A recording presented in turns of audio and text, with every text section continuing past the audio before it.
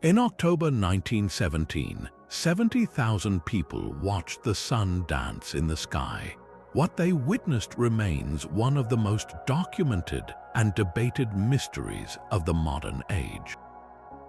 This is the world of divine miracles, a realm where faith, history, and the inexplicable collide.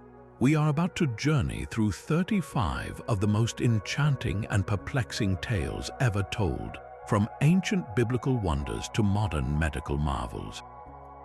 By the end, you will possess a new lens to examine the very boundaries between legend and reality. We will see statues that weep, cloth that defies decay, and wounds that never heal. These are not just religious accounts, but historical puzzles that have endured for centuries, challenging skeptics and believers alike. What does it mean when thousands collectively experience the impossible? How does a simple spring in a desert become a symbol of hope for billions? Each story invites us to explore that thin, shimmering line where the documented past meets the realm of wonder. So where do you think the greatest mystery truly lies? In the event itself or in our enduring need to believe it? Our journey begins not with an ancient relic, but with a living memory, an event witnessed by a crowd the size of a small city. In the rural fields of Fátima, Portugal, the year was 1917, a world torn by a terrible war. 3 young shepherd children, Lucia, Francisco, and Jacinta, began speaking of a beautiful lady who appeared to them, bringing messages of prayer and peace. They claimed she promised a public miracle on October 13th so that all might believe. Word spread, drawing a mix of the devout, the curious, and the openly skeptical. On that day, a crowd estimated at 70,000 people stood in a muddy field under a sky heavy with rain. Then, as the children said the lady departed, the clouds suddenly parted. What happened next was described in nearly identical terms by farmers, doctors, journalists, and atheists alike. They saw the sun not as a distant star, but as a pale, spinning silver disk. It began to whirl violently in the sky, casting kaleidoscopic lights of purple, blue, and yellow across the landscape and the stunned faces of the crowd.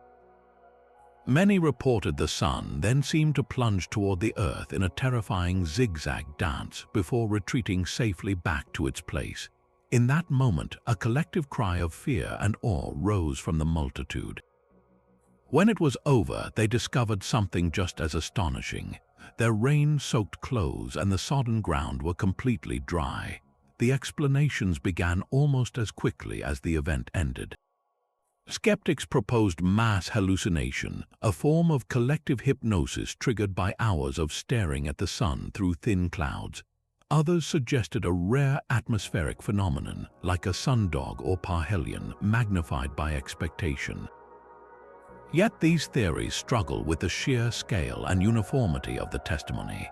This was not a group of fervent believers primed for a vision. It included hardened reporters and local officials who had come to debunk a peasant hoax. They left convinced they had seen something beyond natural law. The miracle of the sun stands as a cornerstone of modern religious history precisely because it exists in that elusive middle ground. It is an event firmly planted in the 20th century, documented by a modern crowd, yet it defies any simple scientific categorization. Today, Fátima is one of the world's greatest pilgrimage sites, a testament to the enduring power of that single, shared afternoon of wonder. It forces a haunting question upon us. When 70,000 eyes see the same impossible thing, where does the mystery truly reside, in the sky above them, or in the uncharted territory of human perception itself? That collective cry from the Portuguese fields echoes forward just 11 years to a different kind of desperation. In 1858, a different child in a forgotten corner of France would spark a phenomenon of healing that continues to challenge medical science. This is the second of our enchanted tales, the story of the healing waters of Lourdes. 14-year-old Bernadette Soubirous was gathering firewood near a grotto when she saw a vision of a lady in white. During one of 18 such apparitions, the lady instructed Bernadette to dig in the dirt. From that dry ground, a small, muddy spring began to flow. It was an unremarkable beginning for what would become one of the most scrutinized sites of alleged miracles on Earth. Soon after, reports emerged of people drinking or bathing in the water and experiencing sudden, complete recoveries from incurable illnesses. To understand the weight of these claims, we must look at the Lourdes Medical Bureau. Established by the Catholic Church, this is not a body of theologians, but a panel of independent doctors, many of whom are non-believers. Their process is famously rigorous. For a cure to be considered medically inexplicable, the patient's original illness must be well documented, serious, organic, and considered irreversible by contemporary medicine. The cure itself must be sudden, complete, and lasting, with no convalescence period and no medical treatment that could explain it. Out of the millions who have visited, only 70 cases have been officially recognized by the Church as miraculous after this exhaustive dual review by both medicine and theology. One such case involves a French woman named Marie Bailey. In 1907, she was dying of advanced tubercular peritonitis, a severe abdominal tuberculosis. Her condition was terminal, her body swollen with fluid, and she was transported to Lourdes in a state of near agony, expected only to find spiritual comfort. After being carried to the grotto and prayed over, she asked to be taken to the baths. Witnesses reported that as she was lowered into the cold spring water, the massive swelling in her abdomen visibly receded within minutes. By the next morning, she was able to sit up and eat. Within days, she was completely well, returning to a normal life and living for another 35 years with no recurrence. Her own attending physician, a Dr. Lebec, was an avowed atheist who had signed her death certificate. He examined her immediately after the event and stated publicly that her recovery defied all medical logic. This tension between faith healing and spontaneous remission lies at the very heart of the Lourdes mystery. Spontaneous remission is a recognized, though exceedingly rare, medical event where a disease disappears without treatment. Skeptics argue that the few validated cures at Lourdes simply represent this natural, if poorly understood, phenomenon, amplified by the power of hope and suggestion. Believers counter that the timing, the setting, and the sheer implausibility of so many such remissions occurring in one specific place point to something more. The debate is unending because it lives in that space science cannot fully map, the intersection of physical ailment and profound belief. What Lourdes presents is not just a spring, but a living laboratory of the human condition, where documented medical history and enduring spiritual longing meet at the water's edge, leaving us to wonder where the line between an unexplained recovery and a divine gift truly lies. From the flowing waters of Lourdes, we travel across an ocean and back 4 centuries to a different kind of enduring image, one that has not faded for nearly 500 years. In December 1531, on a hill called Tepeyac outside what is now Mexico City, an indigenous man named Juan Diego encountered a vision. A radiant woman, speaking in his native Nahuatl tongue, identified herself as the mother of the true God. She asked him to request the local bishop build a church on that site. The bishop, understandably skeptical, asked for a sign. Juan Diego returned to the hill, where the lady instructed him to gather roses blooming impossibly in the frozen December soil. He collected them in his tilma, a rough cloak made from the fibers of the Megi cactus, a material so coarse it typically decays within 20 years. When he unfolded his cloak before the bishop, the roses tumbled out, and imprinted upon the fabric was a detailed, vibrant image of the lady herself, exactly as Juan Diego had described her. This was the moment the image of Our Lady of Guadalupe was born, but the true mystery was only beginning. The first scientific puzzle is the tilma itself. The Megi cactus fiber is like a coarse burlap, a brittle material wholly unsuited for painting. It should have disintegrated from moisture, acidity, and exposure centuries ago. Yet here it remains, nearly 500 years later, having survived a nitric acid spill in the late 18th century that damaged the frame and marble floor beneath it but left the image untouched. The image shows no signs of cracking or flaking, as if the fabric itself was somehow transformed. Then there is the image's creation. In 1979, a team of scientists led by Dr.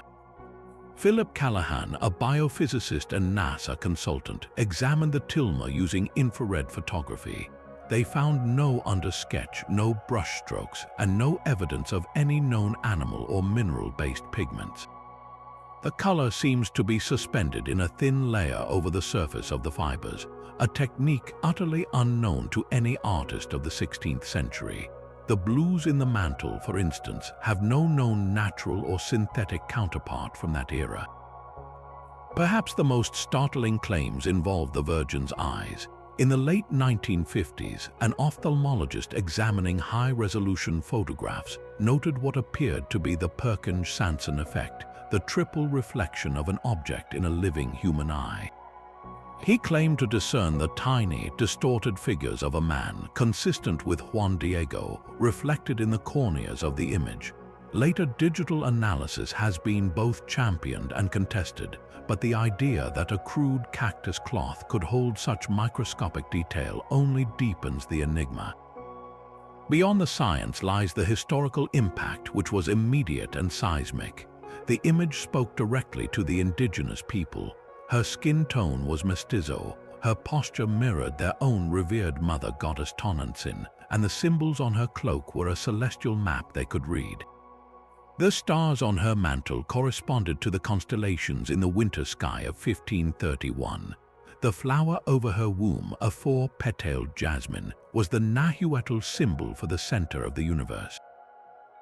This was not a foreign imposition, but a revelation in their own visual language. The result was a mass conversion on an unprecedented scale. Millions embraced Christianity, not through conquest alone, but through an image that seemed to validate their own world within the new faith. It forged a new national and spiritual identity for Mexico. So what are we to make of this humble cloak? Is it a divine portrait, a miraculous artifact that defies material science, or an astonishingly sophisticated and enduring work of human genius whose methods we have yet to rediscover? The tilma sits in its basilica in Mexico City, viewed by millions each year, a silent, vibrant question woven into the very fibers of history. The image on Juan Diego's tilma offered a tangible sign, a physical object to be studied and revered. But what happens when the miracle is not an artifact but an action, witnessed by thousands and centered on the most basic human need, food? This brings us to our fourth enchanted tale, one of the most famous and frequently recounted events in the New Testament, the multiplication of the loaves and fishes. As described in all four Gospels, Jesus Christ, faced with a hungry crowd of thousands in a remote place, took 5 barley loaves and 2 small fish, gave thanks and distributed them.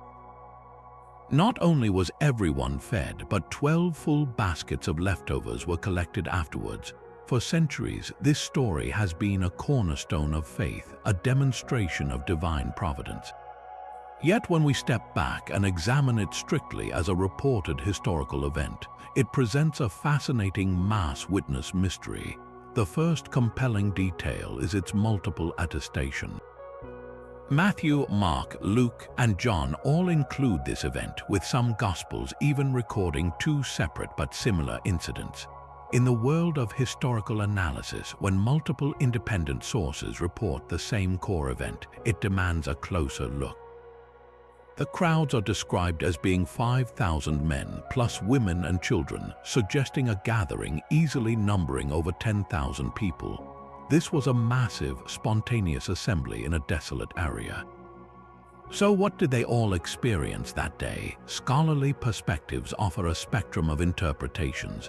The traditional literal view holds that a supernatural multiplication of the physical food occurred. Others propose a powerful symbolic or moral reading. In this view, the true miracle was one of transformed hearts. When Jesus began to share the small offering, it inspired a wave of generosity through the crowd. Many people, it is suggested, had actually brought small provisions with them but were hiding them out of selfishness or fear of scarcity. Witnessing the disciples' act of faith shamed them into bringing out their own food, leading to a communal feast where there was more than enough for all. This interpretation frames the event not as a violation of physics, but as a profound social and psychological transformation, a miracle of human solidarity triggered by a radical example. This idea of sharing as the core miracle connects to similar stories found in the traditions of other saints. Centuries later, tales are told of figures like Saint Elizabeth of Hungary or Saint John Bosco, who were said to have multiplied bread for the poor. In one account, Bosco, with only a handful of rolls for a large group of hungry boys, began to break and distribute them, and the bread simply did not run out. These stories, whether read as literal or metaphorical, share a common DNA with the Gospel accounts. They explore a deep, recurring human anxiety, the fear of not having enough, and present a counter-narrative where faith, generosity, or divine grace shatters the logic of scarcity. The psychological and social dynamics at play are powerful. In a large, emotionally charged crowd focused on a charismatic leader, a shared belief can reshape perception and behavior. The act of participating in a distribution, of taking a piece of bread that came from a seemingly endless source, could create a profound sense of abundance and community. It transforms a meal from a mere physical necessity into a powerful social bond and a spiritual experience. So was the field that day the site of a supernatural event, or the stage for one of the most impactful demonstrations of human potential ever recorded. The enduring power of the story lies in its ability to hold both possibilities. It challenges us to define what we consider truly miraculous. Is the greater wonder the sudden appearance of matter, or the sudden disappearance of human selfishness in the face of shared need? The baskets of leftovers collected after all were satisfied stand as the story's final, quiet evidence. They point to an outcome that defied the expected outcome, a surplus born from a profound lack, leaving every witness and every reader since to ponder where that abundance truly began. The story of shared loaves speaks to a miracle of sustenance, but our next tale confronts a far more final human boundary. In the Gospel of John, we find one of the most dramatic and intimate accounts in all of Scripture, the raising of Lazarus. This is not a parable, but a detailed narrative presented as a historical event, where Jesus is said to have called a man back to life after 4 days in a tomb.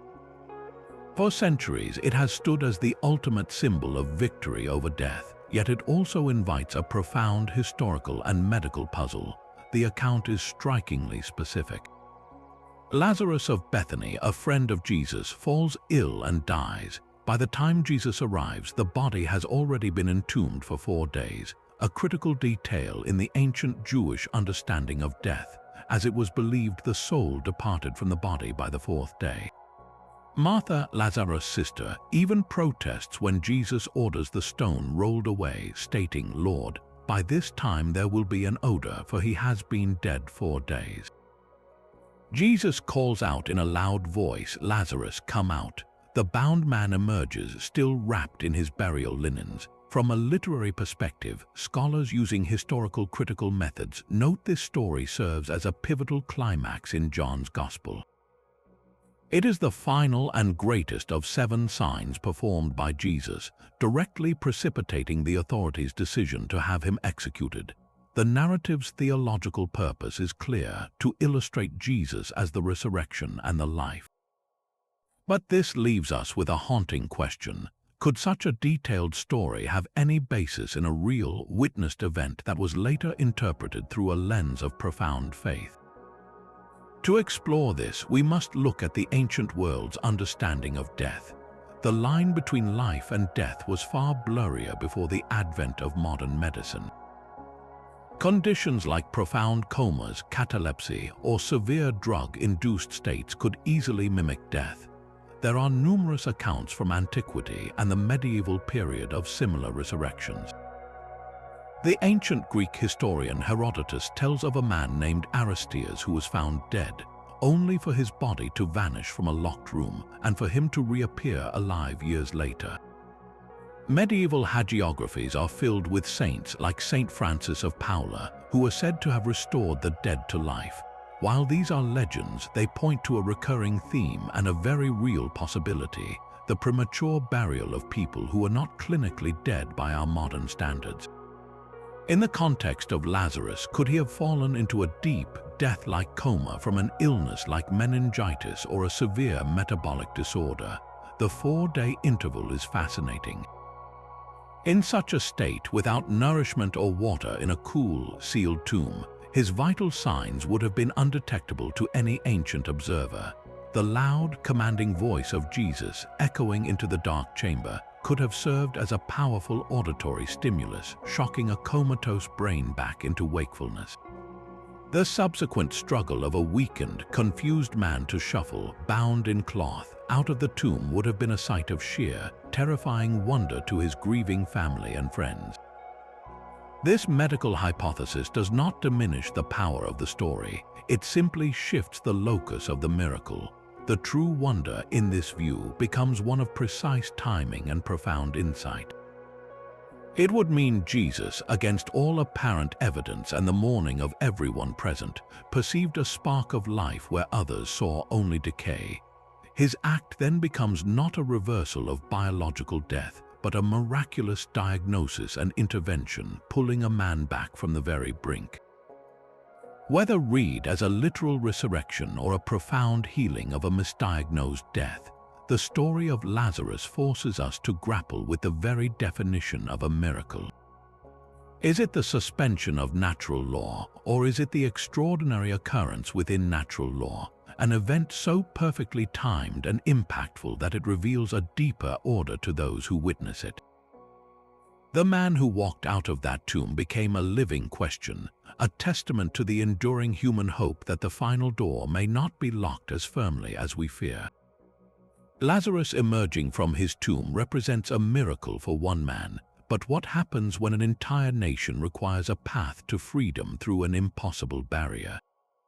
This brings us to the 6th of our enchanted tales, the parting of the Red Sea, a story so foundational it has shaped the identity of a people for millennia. As told in the book of Exodus, the newly freed Israelites fleeing the Egyptian army found themselves trapped between Pharaoh's chariots and the sea. Then, through Moses, God sent a strong east wind that blew all night, dividing the waters and creating walls of water on either side of a dry path. The people crossed on dry ground, but when the Egyptian forces pursued them, the waters rushed back, drowning the army and securing their escape. For Jewish tradition, this is not merely an ancient legend but the defining moment of national liberation, the event that transformed a group of slaves into a covenant people. Its power is commemorated every year during Passover, a ritual remembrance that this story is the bedrock of faith and identity. Yet for centuries, the question has persisted. Could such an event have a basis in the natural world? In recent decades, oceanographers and archaeologists have proposed a fascinating scientific hypothesis known as wind set-down. This is a documented meteorological phenomenon where sustained, powerful winds can literally push a body of water aside, temporarily exposing the land beneath. Dr. Carl Drews of the National Center for Atmospheric Research conducted computer modeling of the ancient Nile Delta geography, which was likely very different 3,000 years ago. His studies suggest that a persistent east wind of around 60 miles per hour, blowing for roughly 12 hours, could have pushed the waters of a shallow lagoon or reed sea, known in Hebrew as the Yam Suf, back onto itself. This would create a temporary land bridge several miles long and a few miles wide, lasting for about 4 hours before the wind slackened and the waters rushed back in a violent return flow. Such an event would be extraordinarily rare, but it is physically possible. Proponents of this view often point to similar, though smaller, modern occurrences, like the occasional exposure of the floor of Lake Erie during severe storms. This scientific perspective offers a compelling natural mechanism, but it immediately raises a deeper theological and narrative question. If a natural explanation exists, does it strip the story of its miraculous power?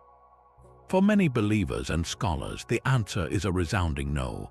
The miracle in this view was not in the suspension of physics, but in the prophecy and the perfect timing. The biblical text itself credits the east wind as the instrument. The true wonder lies in the precise moment. Moses raises his staff just as the wind begins to blow at the exact force and duration needed. The Israelites arrive at the shore just as the path is fully exposed. The Egyptian forces enter the channel just as the wind drops and the waters collapse. This confluence of a rare natural event with the precise needs of a fleeing people is for many the essence of the divine hand. It transforms a potential natural disaster into a definitive act of deliverance. The story's enduring resonance lies in this powerful blend. It speaks to a universal human longing for escape from oppression, for a path to appear where none seems possible.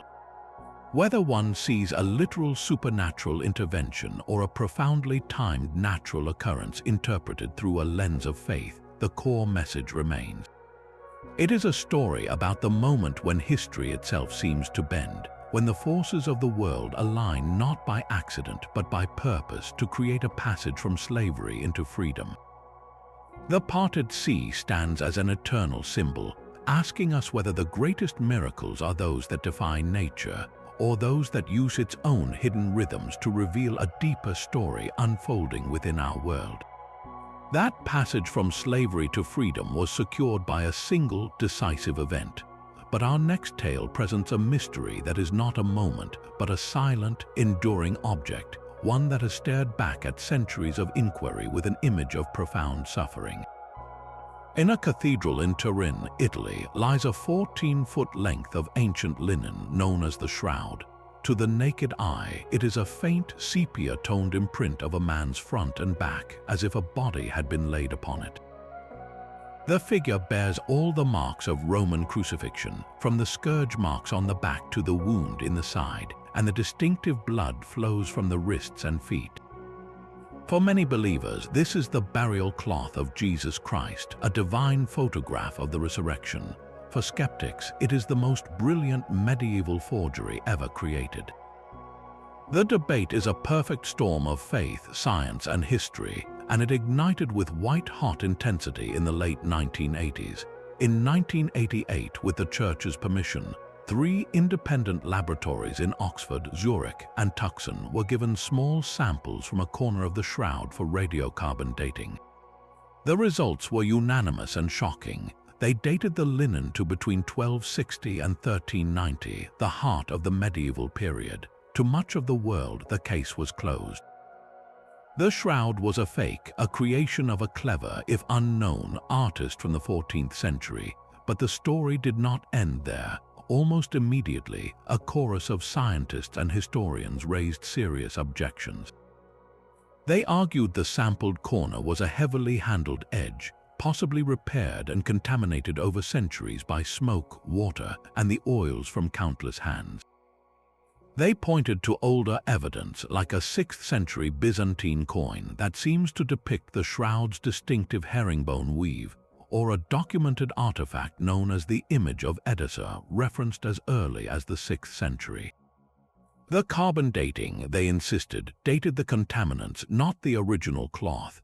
This controversy over the sample highlights a deeper tension, the clash between one definitive scientific test and a mountain of anomalous, puzzling evidence from other disciplines.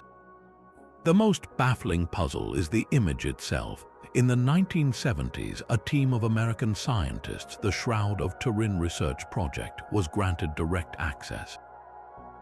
Their findings added layers of mystery. First, they confirmed the bloodstains are real human blood, type AB. More astonishingly, they discovered the faint body image is not painted. There is no pigment, no brushstrokes, and no directionality. It resides only on the very topmost fibers of the threads. It is, in essence, a perfect superficial scorch. But this scorch has a property that defies medieval art. It encodes three-dimensional information. When a VP8 image analyzer, a device developed for NASA to map planetary surfaces, read the varying intensity of the image, it produced a detailed, sculptural relief of a human body. No ordinary painting or contact stain contains such precise topographical data. This means the image's darkness corresponds exactly to the distance the cloth would have been from the body, a property of a radiation burst or some form of energy release, not of applied paint. For decades, artists and scientists have tried and failed to replicate the shroud using only materials and knowledge available in the 1300s.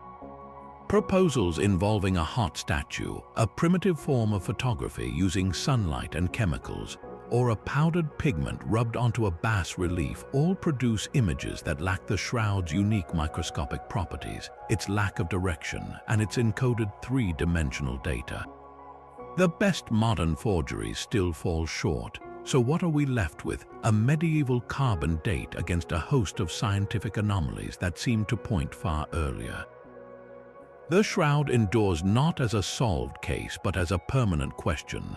It sits at the crossroads of three powerful human endeavors: faith, which sees a sacred relic; forensic science, which examines the blood and wounds; and art history, which confronts an uncanny technique lost to time.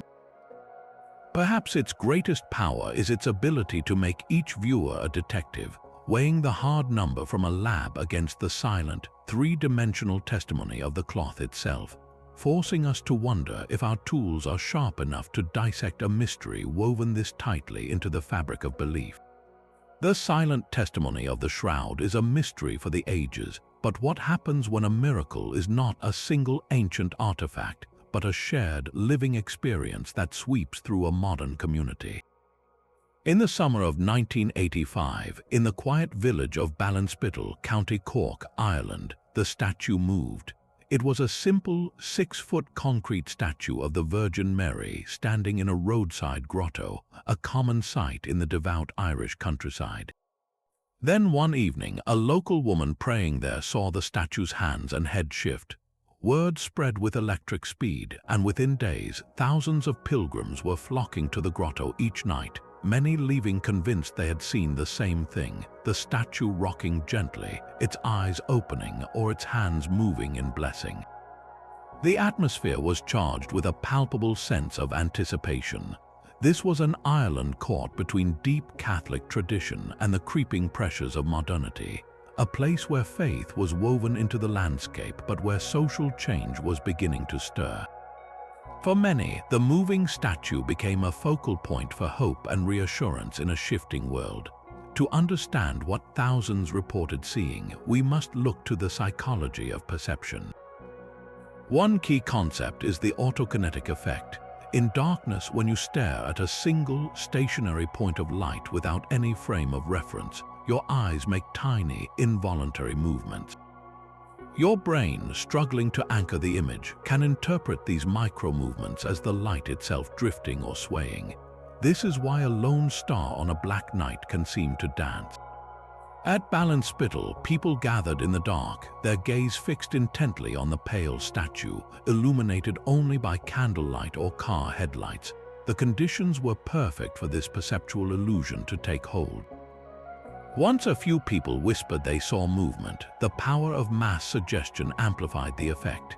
In a crowd charged with emotion and expectation, the line between what one perceives and what one expects to perceive becomes beautifully blurred. A slight tremble from fatigue, a shift in the flickering light, could be instantly interpreted as a miraculous sign by someone primed to witness it. If we could hear from those witnesses, their testimony would be the heart of the story. One might say I was skeptical. I went to see what the fuss was about. But then, as I stood there praying, I saw her head tilt just slightly, as if she was listening. Another could recount, it wasn't a big movement, but it was definite. The hand seemed to rise, and I felt a warmth come over me. These are not lies, but sincere reports of subjective experience. The Ballinspittle phenomenon reveals a fundamental truth about many miraculous events. The experience itself is real and transformative for the witness, regardless of its external cause. It highlights how community, setting, and belief can collaborate to create a powerful shared reality. The statues themselves did not need to move in a way measurable by a camera. The miracle was in the collective experience, in the feeling of connection and wonder that descended upon a hillside in Ireland. It asks us a delicate question. Does the value of a miraculous moment come from its objective, verifiable alteration of the physical world, or from its undeniable power to alter the human heart and bind a community together in awe? The grotto at Ballinspittle still stands, a testament to a summer when the line between stone and spirit seemed for thousands to gently sway. The swaying statues of Ireland revealed a miracle born from collective perception, but in the ancient stone heart of Jerusalem, a different kind of flame has been awaited with a certainty that spans 1,000 years. Every Holy Saturday, just before Orthodox Easter, the Church of the Holy Sepulchre becomes the center of the Christian world. Inside this massive, divided church, built over the sites of the crucifixion and the tomb of Christ, a ritual unfolds that is unchanged in its essentials since at least the 9th century. It is the ceremony of the Holy Fire. Pilgrims from around the globe pack the cavernous sanctuary, their faces lit by candles held in trembling hands, filling every inch of the nave and galleries, a sea of humanity humming with psalms and palpable tension. The atmosphere is thick with incense and a desperate, electrifying hope. Then the Patriarch of Jerusalem, surrounded by a solemn procession, enters the small, marble-clad edicule, the shrine that houses the empty tomb. The heavy doors are sealed behind him. The church falls into a profound, breathless silence. Minutes stretch into what feels like an eternity. The anticipation is not for a sermon, but for a sign. According to tradition, a bluish light miraculously emanates from within the tomb itself, kindling the Patriarch's candles. He then emerges, thrusting 2 blazing bundles of candles through openings in the edicule's walls.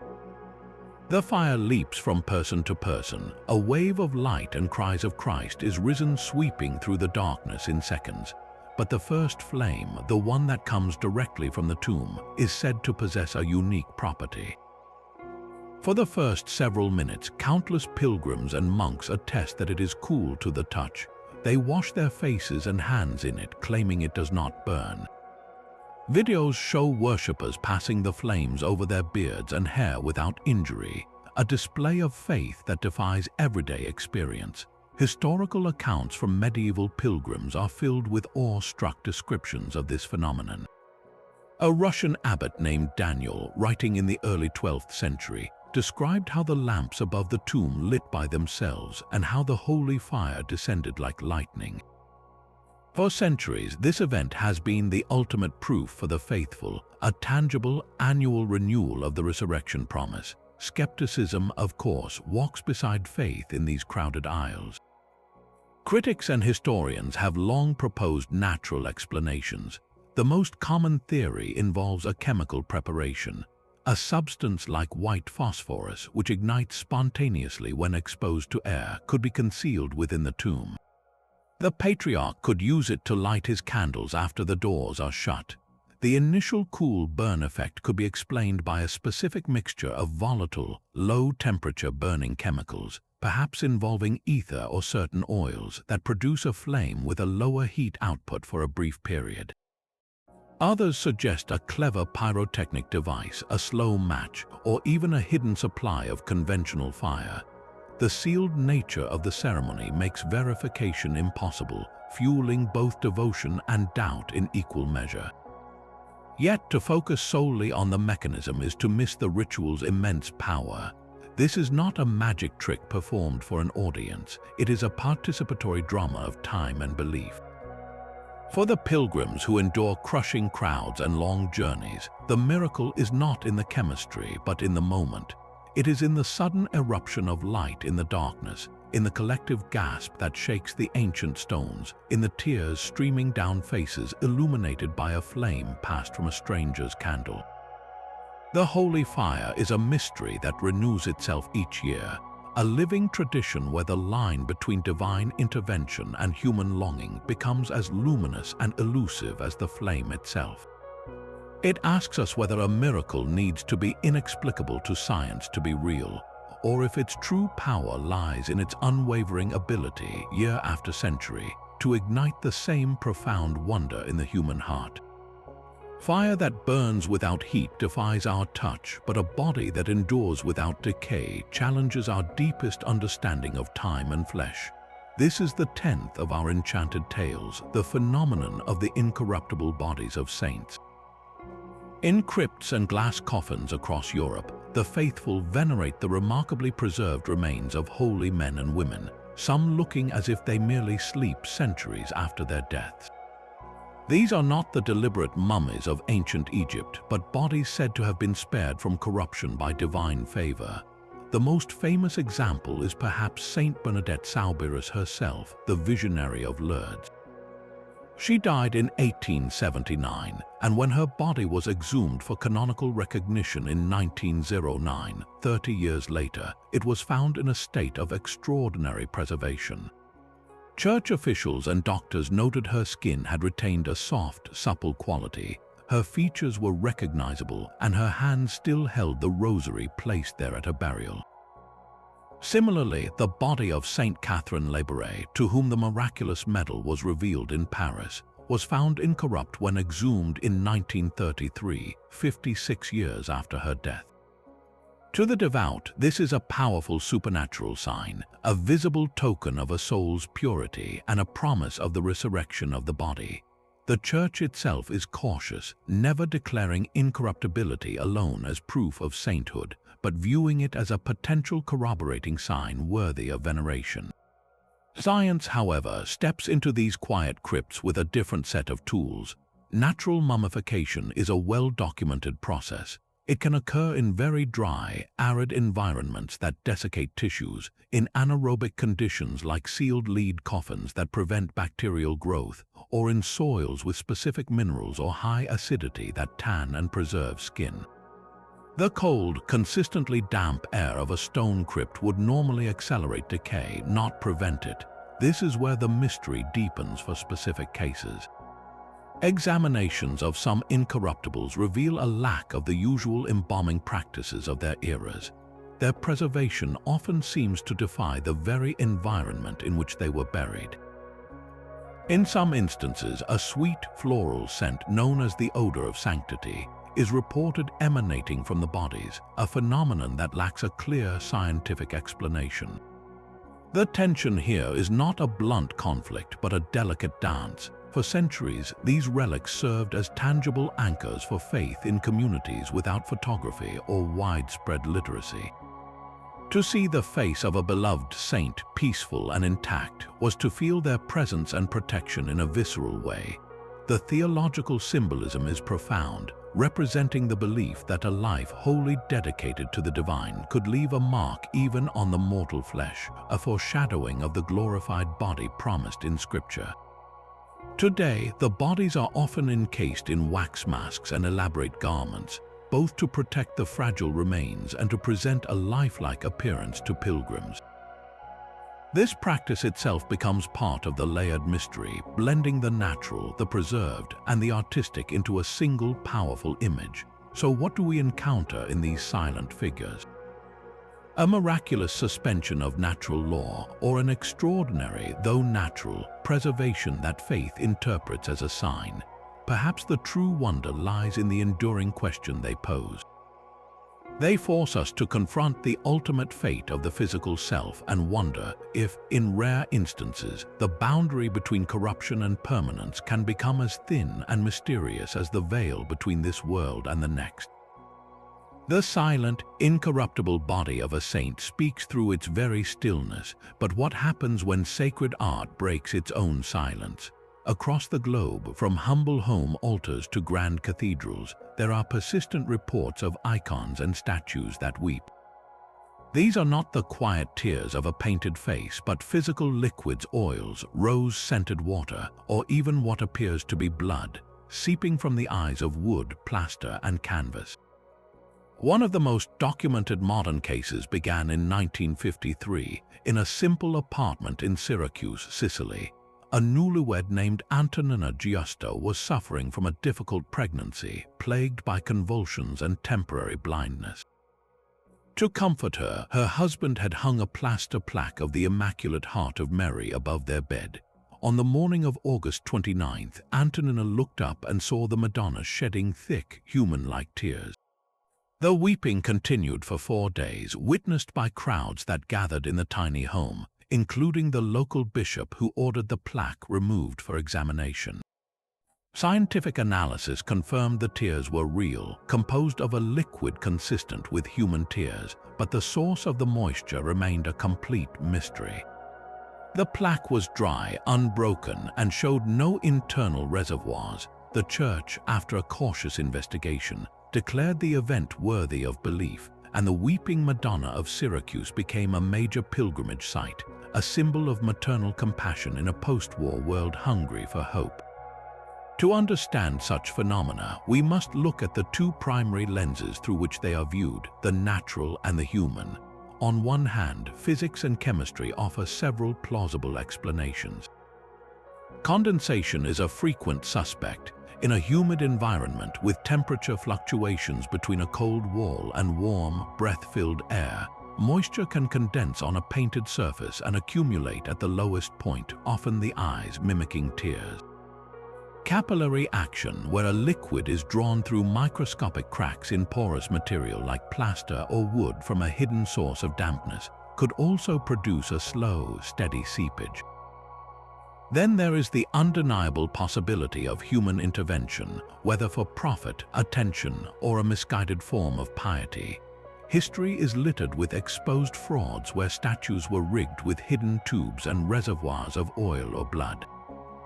Because of this, church authorities approach every claim with extreme caution. Teams of theologians, scientists, and canon lawyers are dispatched. They seal the area, take samples for laboratory analysis, and look for signs of tampering. Often, the church never issues a definitive proclamation of a miracle, instead stating the event has no natural explanation that they can find and is worthy of veneration, leaving the final interpretation to the individual believer. This official neutrality is itself a fascinating part of the mystery. It creates a space where faith and doubt can coexist, where a phenomenon can be both investigated and revered. But to focus only on the mechanism, natural or otherwise, is to miss the heart of the matter.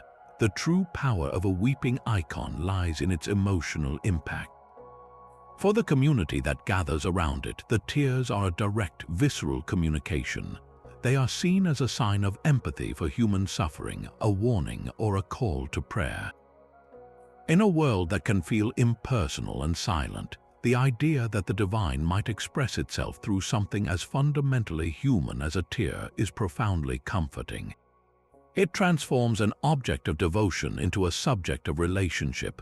So what do we make of these silent sculptures that seem to cry? The answer may lie not in proving whether the tear originated from a hidden crack in the plaster or a crack in the veil between worlds, but in acknowledging the powerful human reality they create. They become focal points for collective grief, hope, and awe, proving that sometimes the most potent miracle is not the moisture on the statue's cheek, but the unity and reflection it inspires in the crowd that stands watching, wondering, and wiping away tears of their own. While icons weep with silent empathy, some individuals are said to bear the physical wounds of that suffering upon their own bodies. This brings us to the 12th of our enchanted tales, the story of Padre Pio, a 20th-century Italian friar whose life became a living mystery centered on 5 persistent wounds. In September 1918, while praying in his monastery chapel in San Giovanni Rotondo, the young priest Francesco Forgiani, later known as Padre Pio, experienced a searing, mystical encounter. He reported seeing a celestial being who pierced his hands, feet, and side. When the vision faded, the wounds remained bleeding, painful, and utterly resistant to healing. For the next 50 years, until his death in 1968, Padre Pio bore what Catholics call the stigmata, the reproduction of the crucifixion wounds of Jesus Christ. These were not superficial marks. Medical doctors who examined him, both appointed by the church and independent skeptics, described deep, lesion-like openings in the center of his palms and the tops of his feet, and a cross-shaped wound on his left side. They oozed a significant amount of blood daily, often soaking through his gloves and bandages, yet they never became infected and showed no signs of normal healing processes like scabbing or scarring. The pain was constant and acute, making every step and hand movement an act of endurance. The church, deeply wary of potential hysteria or fraud, subjected Padre Pio to intense scrutiny for decades. He was forbidden from publicly celebrating Mass for a time, and his correspondence was monitored. Skeptical physicians, including the prominent atheist Dr. Luigi Romanelli, were sent to investigate.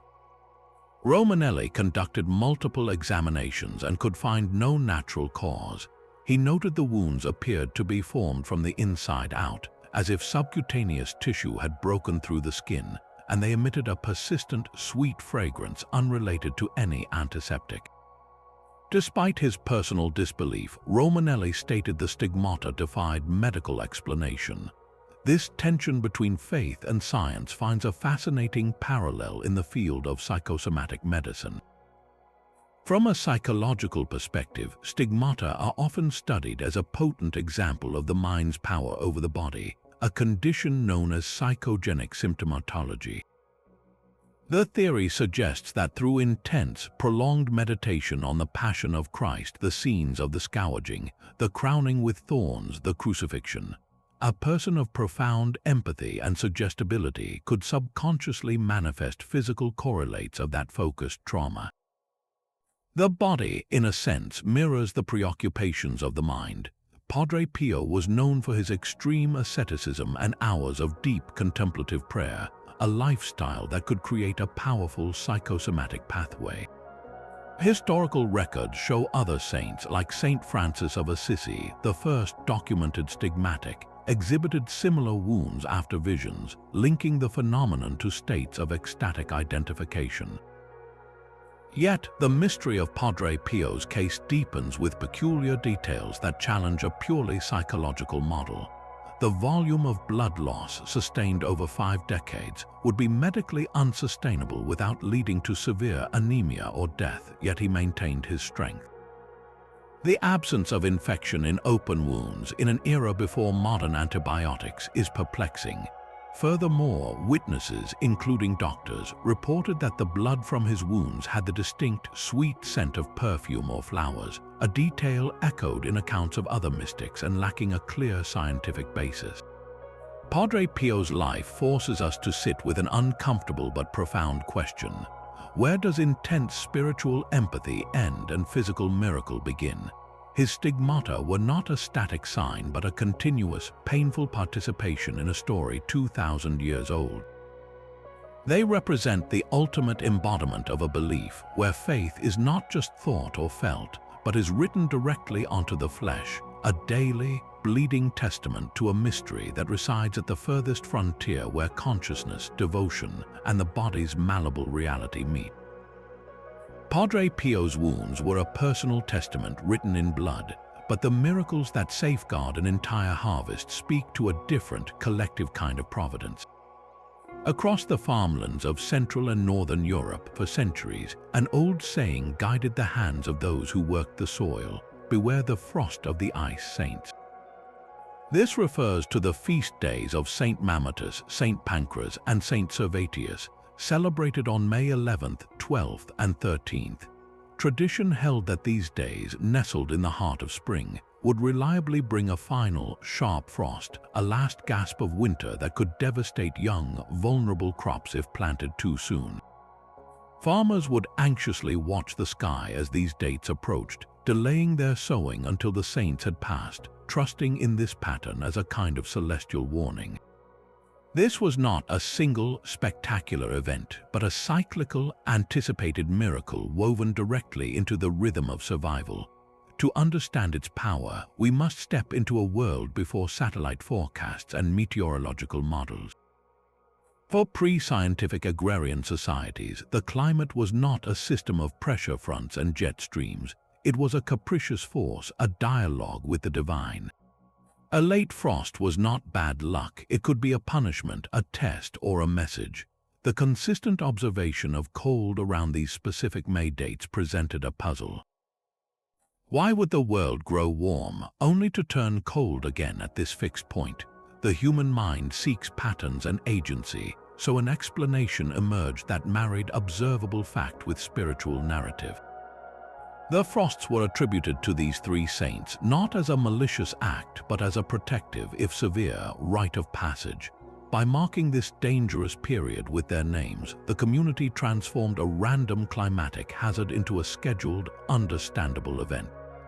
It became a story they could tell, a rule they could follow. The saints served as memorable placeholders in the calendar, personifying a complex natural cycle into a simple, actionable proverb. From a modern meteorological perspective, the phenomenon has a clear explanation. It is a classic example of a late spring frost common in continental climates.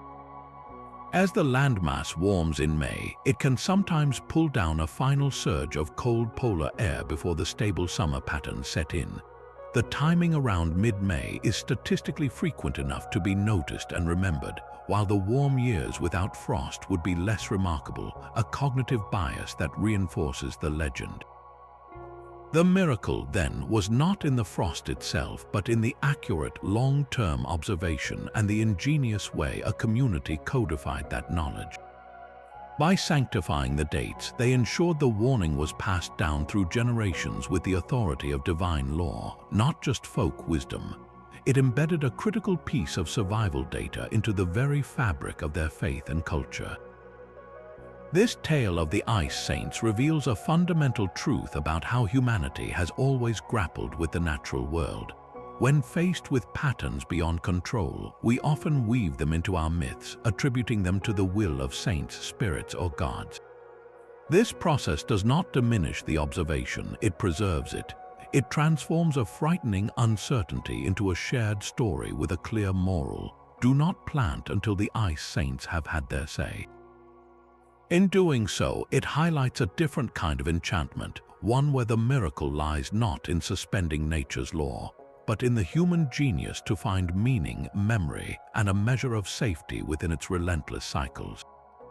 The ice saints offered a calendar of caution, but in the ancient world, one site promised not just a warning, but a direct line to the divine mind. High on the slopes of Mount Parnassus in Greece, for over 1,000 years, the fate of kings and the founding of cities hung on the breath of a single woman. This was the oracle of Delphi, where a priestess known as the Pythia delivered prophecies from the god Apollo. The ritual was a masterpiece of theater and mystery. After purifying herself in the Castalian spring, the Pythia would descend into the inner sanctum, the Aditon. There, she would seat herself on a three-legged stool over a fissure in the rock from which ancient sources describe a strange, sweet-smelling vapor would rise. Inhaling these fumes, she would fall into a violent, ecstatic trance, her body shaking, her voice guttural and distorted. Attendant priests would then translate her ravings into the elegant, ambiguous hexameter verses that were delivered to the anxious supplicants who had journeyed from across the known world. For centuries, this was accepted as pure divine inspiration, a miracle of place where a mortal woman became the clear vessel for a god. Modern geology has uncovered a startling piece of the puzzle. In the 1990s, a team of archaeologists and geologists discovered that two fault lines intersect directly beneath the temple site. They proposed that groundwater, reacting with bituminous limestone deep in the fissure, could have released light hydrocarbon gases, including ethylene. Ethylene is a sweet-smelling gas once used as a surgical anesthetic, known to induce trance states, euphoria, and out-of-body sensations at moderate concentrations. The geological miracle of Delphi, it seems, was very real, a natural fissure emitting psychoactive vapors, but the gas was only the catalyst. The true genius of Delphi lay in its human system.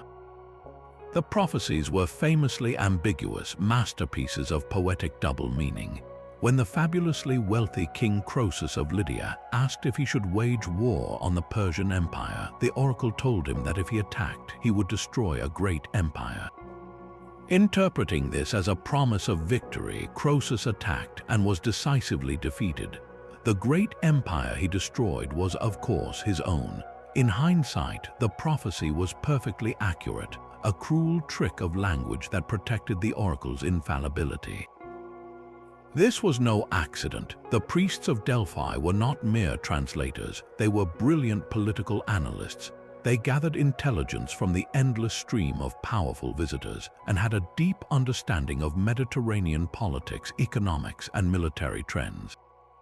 Their vague, rhythmic verses could be interpreted in multiple ways, ensuring that whatever happened, the oracle could claim to have foreseen it.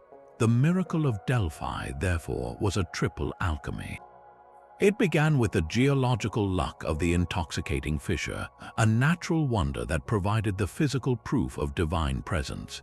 This was fused with the profound psychological impact of the Pythia's authentic, drug-induced trance, a performance she herself believed in. Finally, it was all framed by the institutional cunning of the priesthood, who wielded language as a tool to shape history while appearing merely to predict it.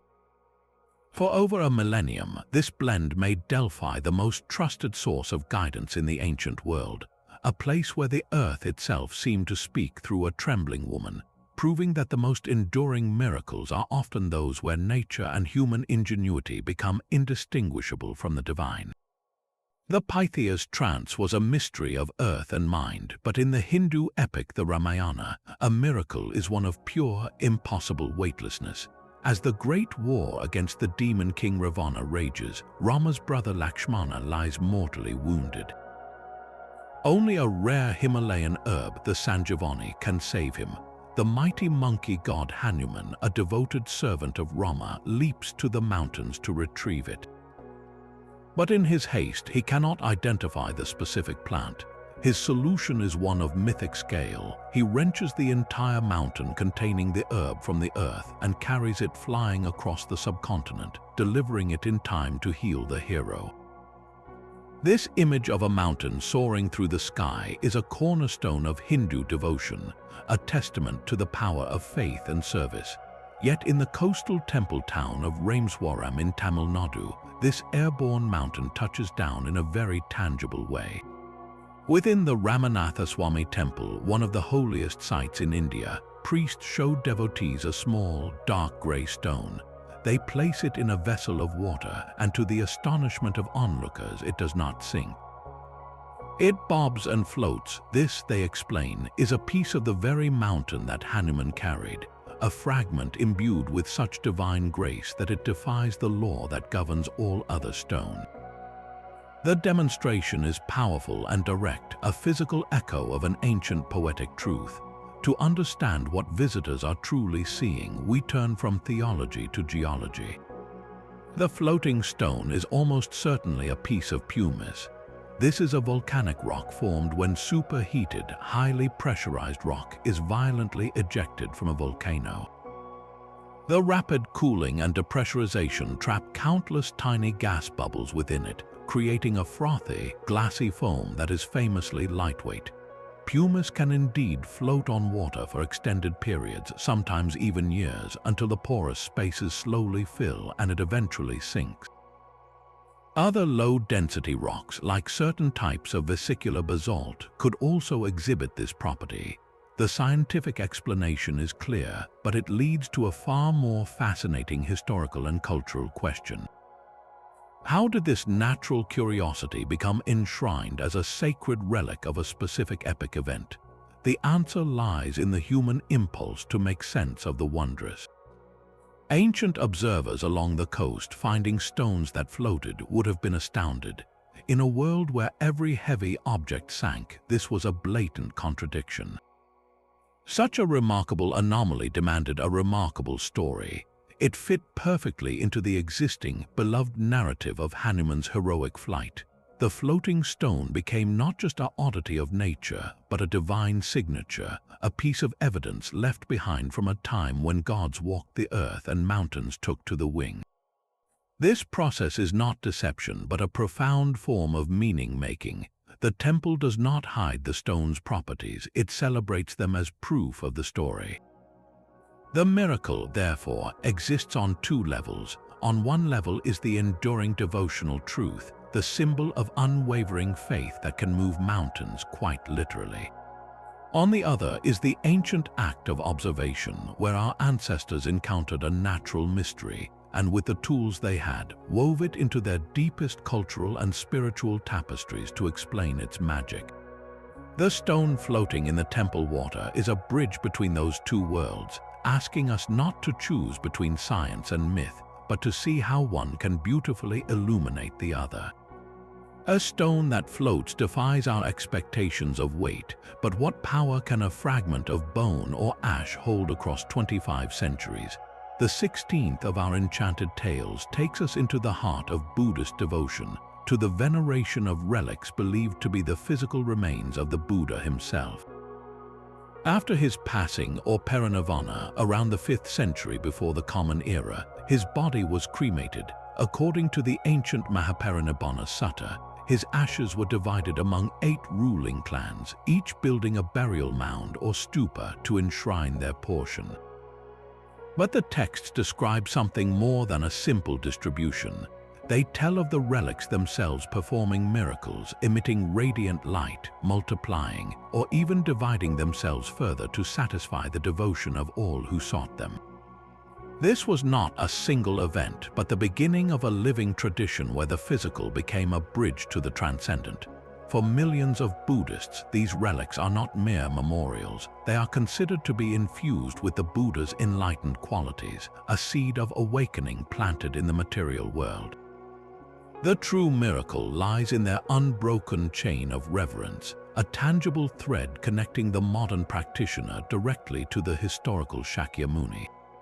This connection found stunning validation in the modern era through archaeology. In the late 19th century, colonial-era explorers and later proper archaeologists began opening ancient stupas across South Asia. Within them, they discovered intricate, nested caskets. One of the most famous finds was at Piprawa, near the Indian-Nepalese border. In 1898, excavators uncovered a stone coffer containing a soapstone casket, inside which were smaller caskets of crystal and gold. An inscription on the lid in ancient Brahmi script declared these to be the relics of the Buddha, the deposit of the Sakya brothers. Here was physical evidence with an inscribed label, corroborating the textual tradition of relic veneration from over 2,000 years ago. Similar discoveries followed across the Buddhist world from Sri Lanka to Afghanistan, each set of relics becoming a focal point of pilgrimage and renewal. The miracle, then, is not necessarily in a supernatural glow, but in the enduring, transformative power these objects manifest. When pilgrims today circumambulate the golden Asachwadegan pagoda in Myanmar, believed to enshrine strands of the Buddha's hair, or when they file past the sacred tooth relic in Kandy, Sri Lanka, they are participating in a practice that has remained essentially unchanged for millennia. The relic becomes a point of concentration, a physical anchor for meditation on impermanence and the potential for liberation. It collapses time, making the teacher present. This creates a profound psychological and communal effect. To stand before a fragment associated with the founder of a world religion is to feel the weight and immediacy of history, to feel part of a lineage that stretches back to the very beginning. The relic's power is activated by faith and ritual, transforming a piece of material substance into a vessel of inspiration and peace. In a world that often feels fragmented and disconnected, these ancient fragments perform a quiet, continuous miracle. They hold a community together across continents and generations, offering a silent, solid proof that a great life once lived and that its influence remains as tangible as a piece of bone in a golden casket. The Buddha's relics connect the present to an enlightened past, but another ancient well draws millions not to a memory but to a living, flowing source. In the scorching valley of Mecca, a story of maternal desperation echoes across millennia. According to Islamic tradition, the patriarch Abraham left his wife Hagar and their infant son Ishmael in this barren place following divine command. When their meager supplies of water ran out, Hagar began a frantic search. She ran 7 times between the hills of Safa and Marwa, her eyes scanning the empty horizon for a caravan or any sign of help. With her son crying from thirst, she returned to him in despair. Then, as the angel Gabriel struck the ground with his heel, a spring of water gushed forth at the baby's feet. This was the miraculous birth of the Zamzam well. Hagar contained the precious flow with sand and stones, calling out Zamzam, meaning stop, stop, a command for the water to remain. This was not just the saving of 2 lives, it was the founding act that made human settlement in Mecca possible, attracting other tribes and eventually setting the stage for the Kaaba to be built nearby. Today, that same well lies within the Masjid al-Haram, just meters from the Kaaba itself. It is the spiritual and physical heart of the Hajj pilgrimage, one of the 5 pillars of Islam. Every year, millions of pilgrims reenact Hagar's desperate run, the sa'i, between Safa and Marwa, before coming to drink deeply from Zamzam water, a ritual that ties them directly to that primal moment of faith and provision. Modern science has turned its attention to this sacred source.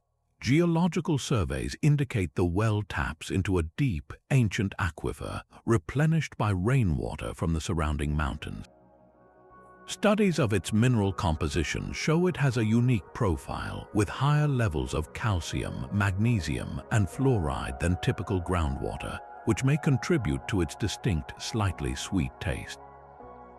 Engineers have marveled at its resilience, noting that despite millions of liters being drawn daily, especially during Hajj, the water level stabilizes quickly, suggesting a vast and sustainable underground reservoir. Yet, for the faithful, its chemical makeup is secondary to its spiritual significance. The water is consumed for blessing, used for ritual purification, and often taken home by pilgrims as a precious gift for those who could not make the journey. It represents a promise kept, a direct answer to a mother's prayer that has never run dry. The miracle of Zamzam operates on multiple levels. Historically, it is the survival story that enabled a holy city to exist in the heart of a desert. Ritually, it is the embodied memory that every pilgrim physically ingests, making Hagar's struggle and God's mercy a part of their own body. And symbolically, it stands as a perpetual testament to divine care, a spring that has flowed continuously for thousands of years, quenching the thirst of prophets, kings, and countless ordinary believers. It transforms a simple act of drinking water into an encounter with a timeless narrative, asking us what it means for a place of utter desolation to become, through a single act of grace, an unending fountain of life for over 1 billion souls. A spring that has never run dry offers the comfort of a promise kept, but what about a book that refuses to give up its secrets? In the vault of Yale University's Bainach Library rests a manuscript that has humbled the world's greatest minds for over a century. Known as the Voynich manuscript, this 240-page codex, carbon dated to the early 15th century, is written entirely in an unknown script and illustrated with breathtakingly strange images. There are plants that twist in impossible ways, their roots and leaves belonging to no known species on Earth. There are intricate astrological charts showing unfamiliar constellations, and pages filled with hundreds of nude women bathing in what appears to be a system of green, interconnected tubes. It is a beautiful, maddening artifact, a potential miracle of knowledge that remains utterly locked. Its history is as shadowy as its contents. It resurfaces in the court of Rudolf II of Bohemia in the late 16th century, then vanishes again until 1912, when a Polish book dealer named Wilfred Voynich purchased it from a collection of Jesuit manuscripts. Since then, it has passed through the hands of scholars, soldiers, and spies, each hoping to be the one to crack its code.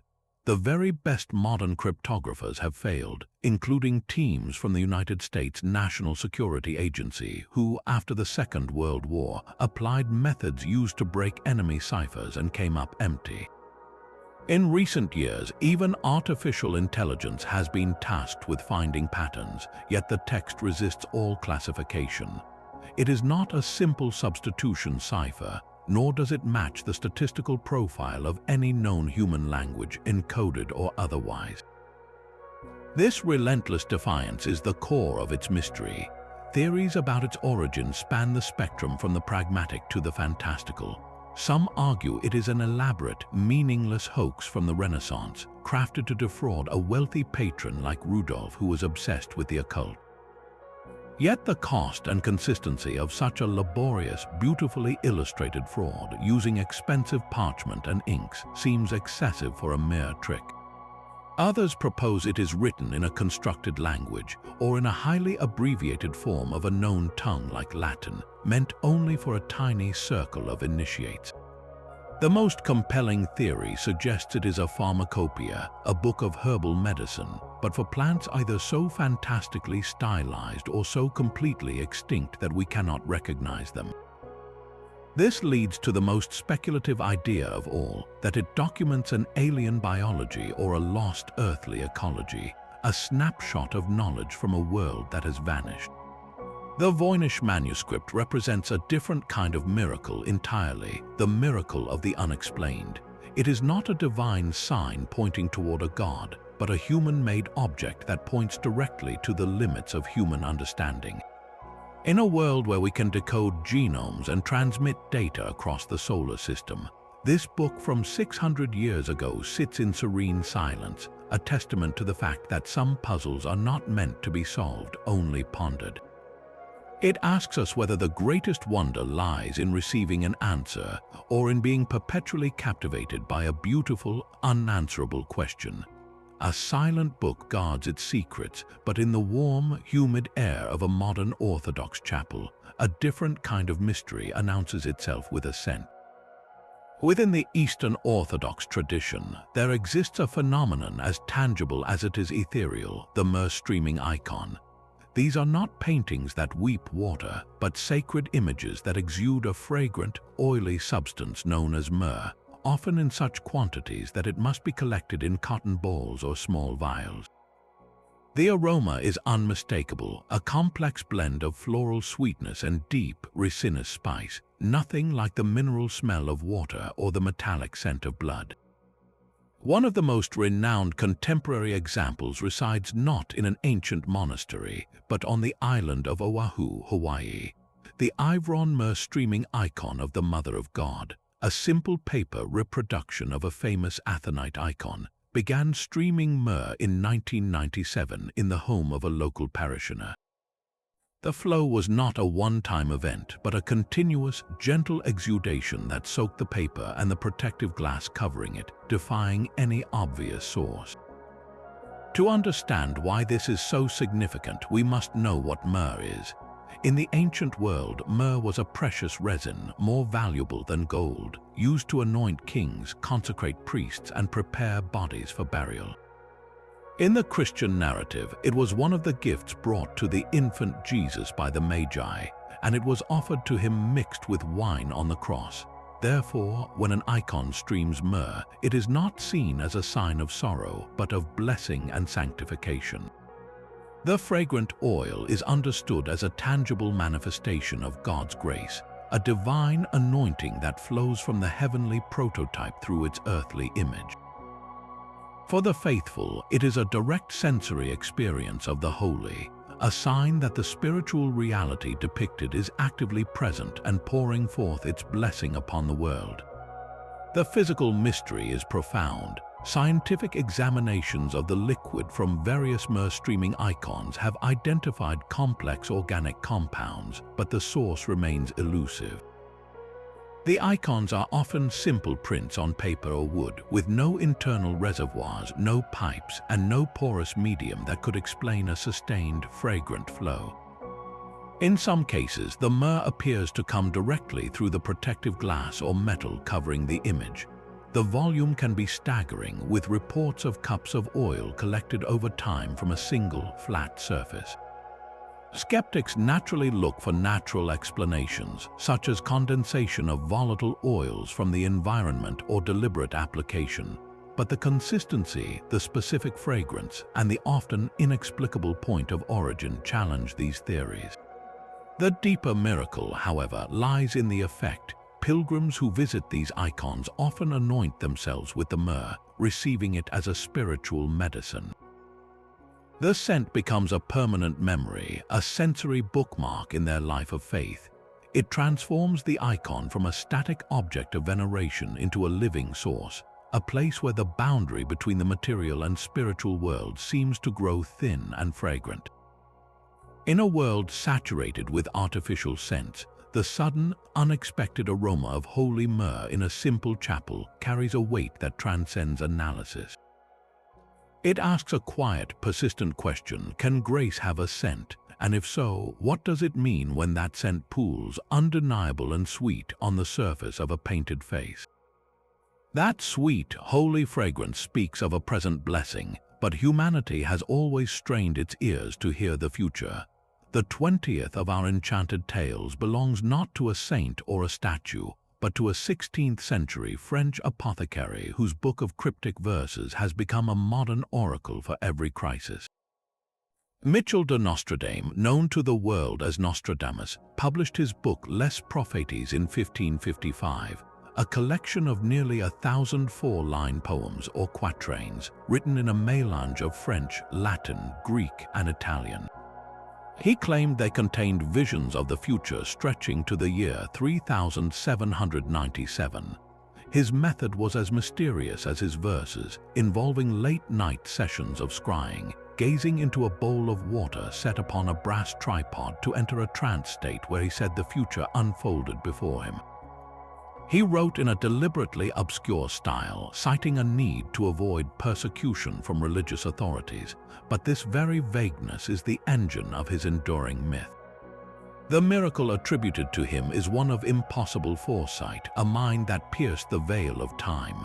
But to understand this miracle, we must dissect how it is constructed, not in his century but in our own. Take the quatrain often linked to the rise of Adolf Hitler. Century 2, Quatrain 24 reads, "Beasts wild with hunger will cross the rivers, the greater part of the battlefield will be against Hitler. He will drag the leader in a cage of iron when the child of Germany observes no law." Proponents point to Hitler as a stunning anagram for Hitler, the beasts wild with hunger as the desperate German populace after the First World War, and the cage of iron as perhaps the Führerbunker. It feels chillingly precise, yet Hitler is actually the Latin name for the lower Danube River. The imagery of warlike beasts and imprisoned leaders is generic to countless conflicts in history. The connection only becomes electrifyingly specific after we know the story of the Second World War and force the puzzle pieces to fit. The September 11th attacks provide an even more potent example. After 2001, many turn to Century 10, Quatrain 72. In the year 7 months, a great king of terror will come from the sky. He will bring back to life the great king of the Mongols, before and after Mars reigns for the good cause. Instantly, the year 7 months was interpreted as 2001, September being the 7th month of the old Roman calendar. A great king of terror from the sky seemed to describe the hijacked planes. This feels like a direct hit, but the quatrain was written in the 1550s. Without the context of 9/11, the verse is a typical Nostradamian puzzle, referencing Mongols and Mars, the god of war. The king of terror could be a comet, a meteor, or any aerial phenomenon. The human mind, armed with a traumatic, specific event, performs a breathtaking feat of retrofitting, overlaying the vague, poetic template onto the sharp contours of recent history. This psychological drive has a name, apophenia. It is the innate tendency to perceive meaningful connections and patterns within random or meaningless data. It is why we see faces in clouds or hear hidden messages when a record is played backward. Our brains are pattern recognition machines, survival tools honed to find order in chaos. Nostradamus provides the ultimate Rorschach test, a book of poetic ink blots. In times of profound uncertainty, war, pandemic, or social upheaval, we desperately seek a script, a sense that events are part of a larger, noble plan, even a terrifying one. The vague prophecies of Nostradamus offer a strange comfort, a framework that makes the chaotic seem fated and therefore, in a paradoxical way, manageable. He becomes a secular miracle worker, his quatrain not a prediction, but a key we believe can unlock the logic of our fears. Skeptics rightly note that for every quatrain that seems to fit an event, thousands remain nonsensical or plainly wrong.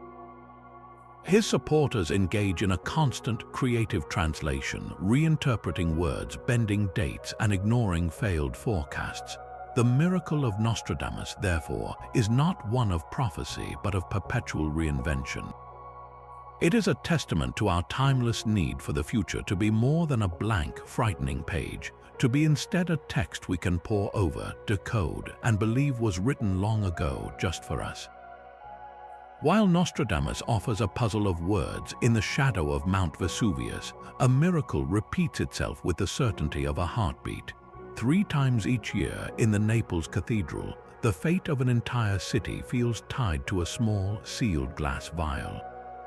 Inside rests a dark, solid mass, said to be the dried blood of Saint Januarius, a bishop martyred in the year 305.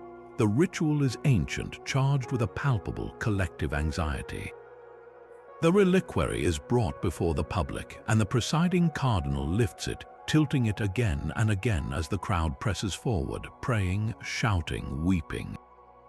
They are waiting for the miracolo, the moment when the dark, cake-like substance suddenly melts, becoming a flowing, bubbling liquid of a vivid red. When it liquefies quickly, cheers erupt, for tradition holds this signals a year of protection for Naples. When it delays, or worse, fails entirely, a cold dread settles over the city. History has woven this fear into reality, with failures of the blood to liquefy coinciding with calamities like the Great Eruption of Vesuvius in 1631, outbreaks of plague, and the horrors of the Second World War. This is not a private devotion, but a civic barometer, a public miracle with the weight of history on its shoulders. The scientific gaze has long been fixed upon this vial. The most prominent theory involves a thixotropic substance. A thixotropic gel is one that behaves like a solid when at rest but becomes a liquid when agitated or shaken. Think of ketchup that needs a good tap to start flowing. Experts, including Nobel Prize-winning chemist Linus Pauling, have suggested the relic could contain a mixture of iron oxide, salt, and other compounds that form such a gel.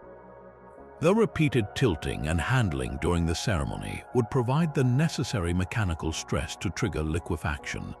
Other hypotheses point to temperature-sensitive substances that melt at the warmth of human hands or the ambient heat of the crowded cathedral. The problem is that the Church has never permitted a full, destructive chemical analysis of the contents, so all theories remain educated guesses. Even if science one day identifies the exact compound, a deeper mystery would persist, the uncanny, centuries-long correlation between the blood's behavior and the fortunes of Naples. How does a chemical reaction, however clever, seem to know the city's fate? This is where the miracle transcends chemistry and enters the realm of profound social psychology. The ceremony is a high-stakes drama where faith, identity, and fear perform on a public stage. For Neapolitans, San Gennaro is more than a saint. He is a patron, a protector, a member of the family. The liquefaction is his annual sign that he is still on the job.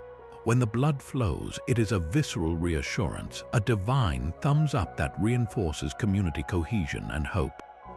When it stubbornly remains solid, it cracks that confidence, becoming a mirror for every latent anxiety about volcanic slopes and economic hardship. The miracle's power, therefore, is not merely in the change of state from solid to liquid, but in its function as a living collective ritual. It transforms a potential chemical event into a conversation between a city and its history, a dialogue where the silent response of a dark substance in a glass can feel like a shout of joy or a portent of doom. It asks us whether the true marvel lies in the vial itself, or in the unwavering, centuries-old gaze of a people who find their future reflected in its depths. The dark vial in Naples held the fears of a city, but in the mud and terror of the First World War, an entire army clung to a story of light. In late August 1914, the British Expeditionary Force was in desperate retreat from the German advance at Mons, Belgium. Exhausted, outnumbered, and facing annihilation, the soldiers fell back through a nightmare landscape. Then, the stories began to trickle home, not in official reports, but in the trembling handwriting of soldiers' letters and the eager print of newspapers. Men swore that in their darkest hour, supernatural forces had intervened. Some described a host of phantom bowmen, glowing spectral archers who rained arrows of light down upon the German line. Others told of a towering, luminous angel, or even the ghostly cavalry of medieval knights, standing between them and the enemy, providing a shield that allowed their escape. This was the Angel of Mons, a miracle born in the 20th century's first great mechanized slaughter. The legend did not emerge from a single, verified sighting, but from a powerful alchemy of rumor, hope, and desperate need. Its primary vehicle was a short story published in the London Evening News in September 1914 by author Arthur Machen. His fictional tale, The Bowmen, described ghostly English archers from the Battle of Agincourt saving the troops at Mons. Machen stated clearly it was a work of fiction, but in the feverish, patriotic atmosphere of the time, the public and soldiers alike seized upon it as reported truth. Letters from the front began referencing the angelic archers as fact, each retelling adding new, vivid details. The story spread with the speed of a reflex, a psychological lifeline thrown across the English Channel. To understand why this happened, we must step into the mind of a soldier in 1914. This was a war of shocking, industrial-scale violence that shattered all previous notions of combat. Men who had left for a grand adventure found themselves trapped in a hell of machine guns, high explosives, and choking poison gas. The stress was beyond comprehension, a constant state of hypervigilance mixed with utter exhaustion and the visceral fear of imminent death. In such a state, the brain's normal processing can fracture. Prolonged sleep deprivation and extreme trauma can induce vivid hallucinations and waking dreams. The mind, overwhelmed by sensory input and primal fear, seeks desperately for a pattern, a sign, any explanation that offers hope or meaning. A strange cloud formation lit by flares, the sudden, eerie silence after an artillery barrage, or even the collective gasp of men seeing the same trick of the light could be instantly crystallized into a shared vision of salvation. This phenomenon is known as pareidolia, the tendency to perceive familiar shapes like faces or figures in random stimuli. In the smoke and chaos of the battlefield, this instinct would have been supercharged. The psychological need was just as powerful as the neurological one. For soldiers raised in a culture steeped in Christian imagery and tales of English valor, the idea of divine or ancestral intervention was a ready-made narrative. It transformed a chaotic, demoralizing retreat into a sacred mission, a trial where they were not abandoned but personally protected by the heavens or the heroes of their own national past. The angel was not just a vision, it was a necessary story. It gave meaning to the suffering, framed their survival as a divine favor, and provided a crucial boost to morale on the home front, where the reality of the war's horror was just beginning to sink in. The Angel of Mons stands as a profound example of how miracles can be forged in the crucible of modern warfare. It shows that the miraculous is not always a suspension of physical laws, but can be a spontaneous creation of the human spirit under siege. When faced with the mechanistic indifference of modern war, the mind rebels, conjuring archers of light and angels in the smoke, not as a deception but as a vital act of psychological survival. It asks us whether a miracle needs an external agent, or if its most powerful form is the one we create together in the deepest darkness to remind ourselves that we are not alone. In a small Spanish village in 1919, a wooden figure on a cross began to watch its worshippers. The crucifix of Limpias, a life-sized, vividly painted carving of Christ in its final agony, hung in the parish church of St. Peter. It was an object of local devotion, but nothing more until the spring of that year. During a series of parish missions, pilgrims and townspeople began reporting something unnerving. The eyes of the Christ figure, they said, were moving. They would slowly open, gaze with profound sorrow upon the congregation, then close again in apparent exhaustion.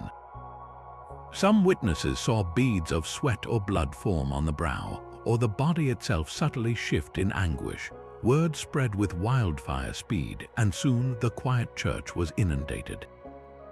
Over the following months, tens of thousands of pilgrims flooded into Limpias. Train companies added special routes. Newspapers across Europe carried the sensational reports.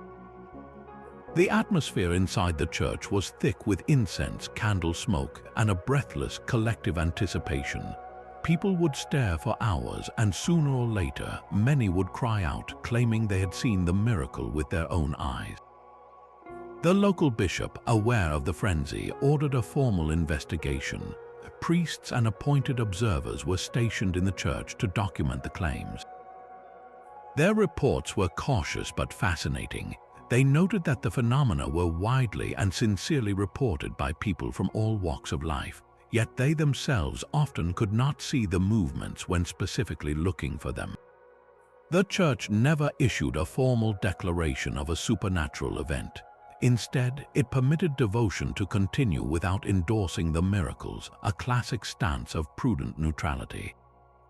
To understand what so many thousands truly witnessed, we must step into that candlelit church and look with the eyes of both an artist and a psychologist. The crucifix itself was a masterpiece of Baroque realism. The sculptor had used glass for the eyes, and the entire figure was painted with dramatic highlights and shadows to create a powerful illusion of depth and suffering. This three-dimensional polychrome statue is key. In the flickering, uneven light of hundreds of candles, the play of light and shadow on those carved surfaces would be constantly in motion. A slight shift in the flame, a waft of smoke, or the movement of a pilgrim's own head could make the painted highlights on the glass eyes appear to shift, creating the uncanny impression that the gaze was moving, following you. This is a known perceptual effect. Our brains are hardwired to see faces and interpret subtle cues in them. When presented with a highly realistic, emotionally charged face in unstable light, our neural systems can be tricked into perceiving micro-expressions that are not actually there. The expectation, however, was the true catalyst. Pilgrims arrived having heard the incredible stories. They stared with intense focus, their minds primed to see movement. In such a state of heightened suggestibility, the brain's pattern recognition software goes into overdrive. A trick of the light becomes a closing eyelid. A shadow deepening in a carved furrow becomes a new trickle of blood. The collective gasps of others in the crowd would act as triggers, confirming the experience and setting off a chain reaction of perceived miracles. This was not mass hysteria in a negative sense, but a powerful, shared psychological event.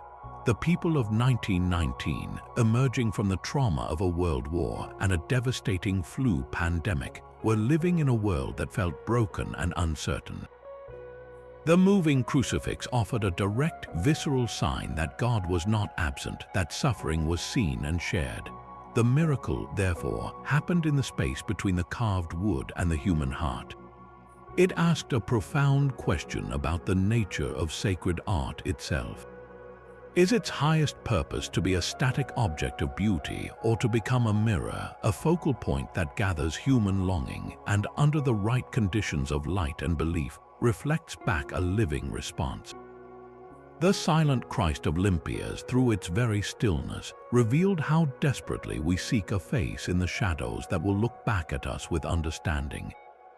The eyes of a Spanish Christ seemed to move in the candlelight, but in homes and temples across the world in September 1995, millions witnessed a miracle they could touch and feel. It began on a Thursday morning in New Delhi, when a simple devotee dreamed that the elephant-headed god Ganesha, the remover of obstacles, was thirsty for milk. Acting on this vision, the man approached a small statue in a local temple and held a spoonful of milk to its trunk. To his astonishment, the white liquid appeared to vanish as if the stone deity was drinking. Word exploded across India within hours, carried not by ancient scrolls, but by modern telephones and television news. By nightfall, the phenomenon had become a global event. From London to New York, Singapore to Nairobi, Hindus and the simply curious formed enormous queues outside temples and even electronic stores selling religious figurines. They held spoons and cups of milk to statues of Ganesha made of marble, metal, and plaster, and a collective gasp rippled around the planet as the milk disappeared from their utensils. News cameras captured it all, the focused faces of believers, the steady stream of people, and the white drops seemingly absorbed by the inert idols. For a full 24 hours, the world watched a single, simple act repeat itself millions of times, a modern participatory miracle unfolding in real time. The scientific explanation arrived almost as quickly as the miracle itself. Physicists and materials experts pointed to a well-understood principle: capillary action. This is the ability of a liquid to flow in narrow spaces without the assistance of, or even in opposition to, gravity. It is what causes water to soak up into a paper towel or for a sponge to draw in a spill. Most of the statues were made of porous materials like terracotta or certain types of marble, or were coated in layers of old oil and incense residue. When the milk made contact with this microscopically textured surface, the liquid was wicked away along the material's tiny channels, moving from the spoon into the statue's body. For smooth, non-porous metal statues, a related principle called surface tension was at work, where the milk could form a thin film that clings to and spreads over the curved surface of the trunk, creating the same visual effect of disappearance.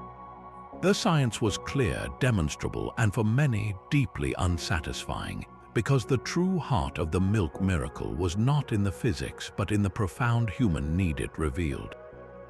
This was a miracle of interaction, not passive observation. For a moment, the relationship between devotee and deity became tactile, reciprocal, almost childlike. You offered, and the god appeared to accept. In a faith where prasad, the returning of blessed food, is central, this felt like the ultimate form of prasad, a direct sensory transaction with the divine. The ritual required no priest, no complex liturgy, just a spoon and a humble offering. It democratized the miraculous, making it accessible to anyone, anywhere. The global scale, fueled by instant media, created an unprecedented sense of collective participation. This was not a secret vision in a remote grotto. It was a shared, daytime experience witnessed by a global community, uniting the diaspora in a single, simple act of faith. The scientific explanation did not diminish the event, it merely described the mechanism. The fervor was ignited by the meaning people poured into that mechanism. In a rapidly modernizing, often impersonal world, the milk miracle offered a tangible, gentle sign that the ancient gods were still present, still responsive, and could still make themselves known in the most ordinary of substances, a spoonful of milk. It proved that sometimes the most powerful enchantment lies not in defying natural law, but in using its quiet, everyday magic to make the distant feel intimately close and the silent feel heard. A spoonful of milk offered to a statue speaks to a gentle, immediate faith, but medieval devotion sometimes sought a connection to the sacred through paths that feel startlingly intimate to modern sensibilities. Among the most unusual relics ever venerated across Europe was the holy prepuce, the foreskin of the infant Jesus, removed during his circumcision on the 8th day after his birth, as recorded in the Gospel of Luke. In an era that craved tangible proof of divine presence, this physical fragment from Christ's childhood became, for many, the ultimate relic, a piece of the Savior's own flesh that remained on earth after his ascension. The logic was compelling to a medieval mind. If Jesus ascended bodily into heaven, any part of him that had been separated during his life, like blood shed or this flesh from the covenant ritual, would by necessity remain behind. Therefore, multiple churches across the continent, from Chartres and Antwerp to Rome, and even the small French village of Calcutta, claimed to possess the one true holy prepuce, each with its own miraculous origin story involving angels, emperors, or saints. The very proliferation of these claims created a theological and humorous dilemma. How could there be more than one? Critics and satirists, including the 16th century philosopher Erasmus, delighted in pointing out the absurdity, joking that if all the claimed relics were gathered, the holy prepuce would have been of a size more fitting for a giant than an infant. This competition highlights a deeper truth about medieval piety, the desperate physical hunger to touch the divine. In a world without photography or widespread literacy, faith was mediated through objects, bones, dust, and cloth. A relic was not just a symbol, it was a conduit, a piece of heaven lodged in the earthly realm. To pray before the holy prepuce was to be in the literal presence of Christ's humanity, to contemplate the moment the Son of God entered into the ancient covenant of his people. The veneration of such an object forces us to confront how definitions of the sacred and the miraculous evolved dramatically across cultures and centuries. What felt like a profound, intimate connection to believers 700 years ago can strike us today as bizarre or even irreverent. This shift reveals that the miraculous is not a fixed category, but is deeply shaped by our cultural understanding of the body, propriety, and the nature of holiness itself. The debates around this relic also touched a profound theological nerve, the nature of the resurrection. If Christ rose in a perfected, complete body, as doctrine holds, what happened to the foreskin? Some theologians argued it must have been reintegrated at the moment of ascension, making all earthly relics fraudulent. Others maintained that its separation was permanent, a unique gift of Christ's earthly flesh to humanity. This was not a trivial debate. It cut to the heart of how the physical and the divine interacted. The last known holy prepuce, venerated in Calcutta, Italy, was reportedly stolen in 1983, its fate unknown, closing a peculiar chapter in religious history. The tale of this relic, in all its strange and contentious detail, serves as a powerful reminder that the human desire for a tangible miracle can lead us down paths both sublime and profoundly awkward, always seeking to hold in our hands a piece of the mystery we can only otherwise hold in our hearts. That intimate relic from Christ's infancy represents one end of a spectrum, but a different object connected to his final moments promised not intimacy but absolute power. This is the legend of the Holy Lance, also known as the Spear of Longinus. According to the Gospel of John, as Jesus hung on the cross, a Roman soldier pierced his side with a spear to confirm his death, and immediately blood and water flowed out. That anonymous soldier was later named Longinus in tradition, and his simple weapon began an extraordinary afterlife as one of history's most coveted artifacts. The miracle attributed to it was stark. Whoever possessed this lance and understood its secret would hold the destiny of the world and be rendered invincible in battle. This was not a relic of comfort but of conquest. Its alleged journey reads like a secret history of Europe itself.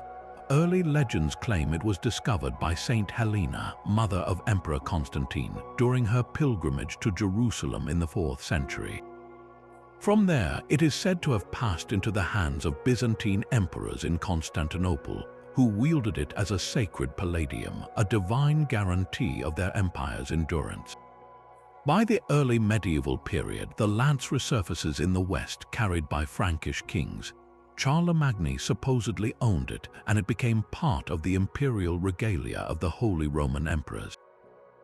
The most famous devotee was the German king and Emperor Frederick Barbarossa in the 12th century, who was said to have never lost a battle while he carried it, until the day he accidentally dropped it while crossing a river and drowned moments later, a tale that reinforced both its power and its peril. For centuries, the lance was a physical symbol of divine right to rule, a miracle of perceived authority made manifest in cold steel. Today, one of the most famous candidates rests in the Hofburg Palace treasury in Vienna. It is a stunning piece, a spearhead mounted on a medieval casing of gold, silver, and copper, inscribed with the words Lancia et Clavis Domini, the lance and nail of the Lord. The casing even holds what is purported to be one of the nails from the true cross, inserted into a slit in the blade. For a long time, this was accepted as the true holy lance. Then, in the 20th century, science was allowed a look. In 2003, a detailed metallurgical analysis was conducted. The results were complex and fascinating. The core of the spearhead was found to be an iron blade dating from the 7th or 8th century, far too late to be Roman. However, this blade was attached to a much older component, a pin that secured it to the shaft. That pin was made of iron as well, but of a different type, and it was dated convincingly to the 1st century, the time of Christ. This created a compelling narrative of its own. The analysis suggests that in the early medieval period, a revered, ancient iron pin, perhaps believed to be a fragment of the original lance, was incorporated into a new, ceremonial spearhead to create a relic worthy of an emperor. The miracle, therefore, may be one of continuity. A tiny, unassuming piece of 1st century iron, a humble nail or pin, was preserved for centuries because of the immense power of the story attached to it. That story was so potent it demanded a magnificent vessel, leading to the creation of the gorgeous artifact we see today. The lance's perceived power reached a chilling modern crescendo in the 1930s. Adolf Hitler, while a young man in Vienna, became obsessed with the Holy Lance after seeing it in the Hofburg. He later wrote in his memoirs of being mesmerized by it, feeling it held a destiny-altering power. When Nazi Germany annexed Austria in 1938, Hitler immediately seized the lance and had it transported to Nuremberg. For the duration of the war, it was hidden in a specially constructed vault beneath the city, a talisman for a regime that fed on mythic symbolism. Its capture by United States forces in 1945 and eventual return to Austria became a potent symbol of the end of the Third Reich's supposed invincibility. The spear's entire history, from Constantinople to Nuremberg, demonstrates a different kind of divine miracle, the miracle of belief itself. It shows how faith in an object's sacred power can alter the decisions of kings, fuel the ambitions of emperors, and even infect the ideology of a dictator. The lance wielded no magic on the battlefield, but the unwavering belief that it did help shape the battlefields themselves.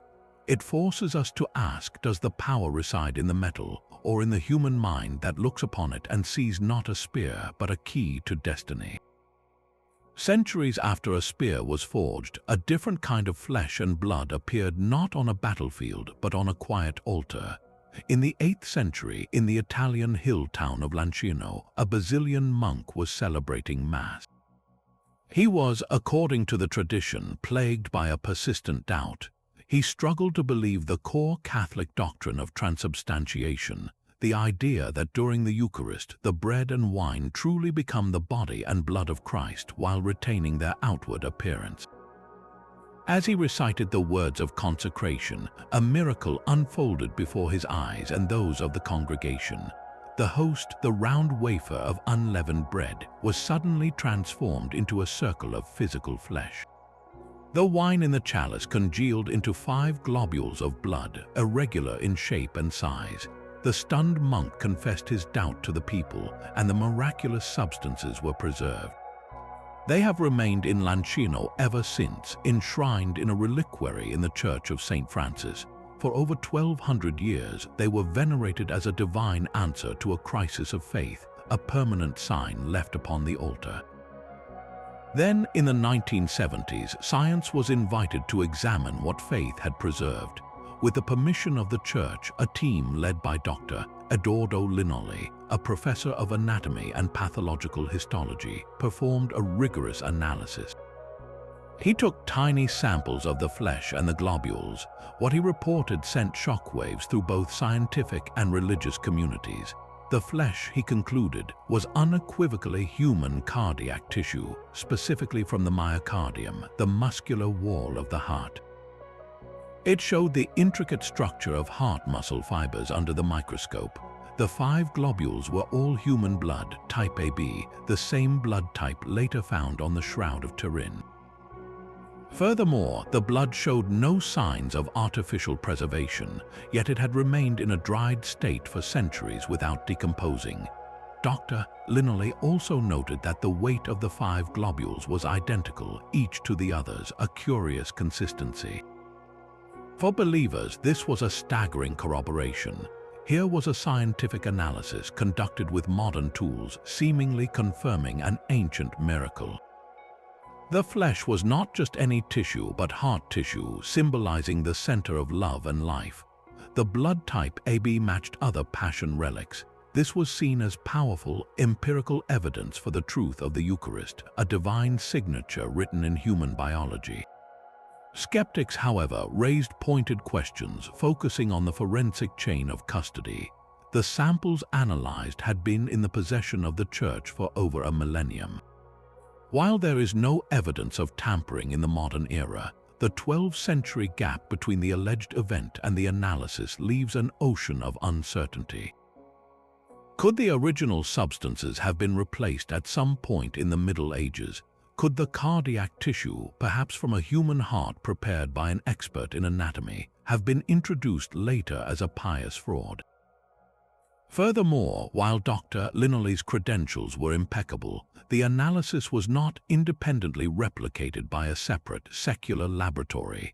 The findings, though published, exist in a kind of scientific isolation. The debate, therefore, crystallizes a fundamental tension in the study of any ancient miraculous claim.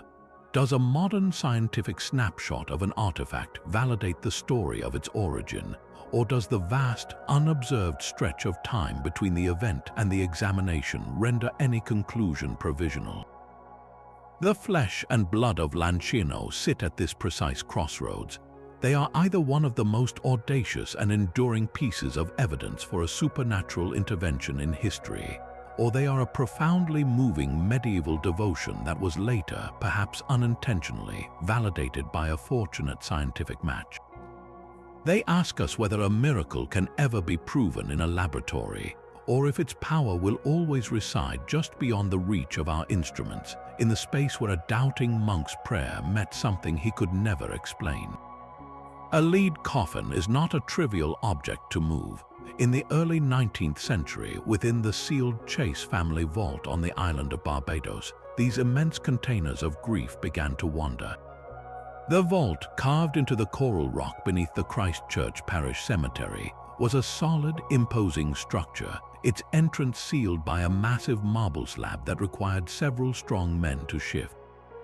It was meant to be a final, secure resting place for the wealthy planter family. But in the years following 1812, every time the vault was reopened for a new burial, the scene inside was one of chaotic violation. The heavy lead coffins, some weighing hundreds of pounds, were found tossed about as if by a furious giant. They were appended, stacked against walls, and scattered in impossible configurations, while the lighter wooden coffin of an earlier burial remained respectfully untouched in its corner. The local authorities, baffled and alarmed, launched thorough investigations. They ruled out the obvious: the vault was on high ground, making flooding impossible.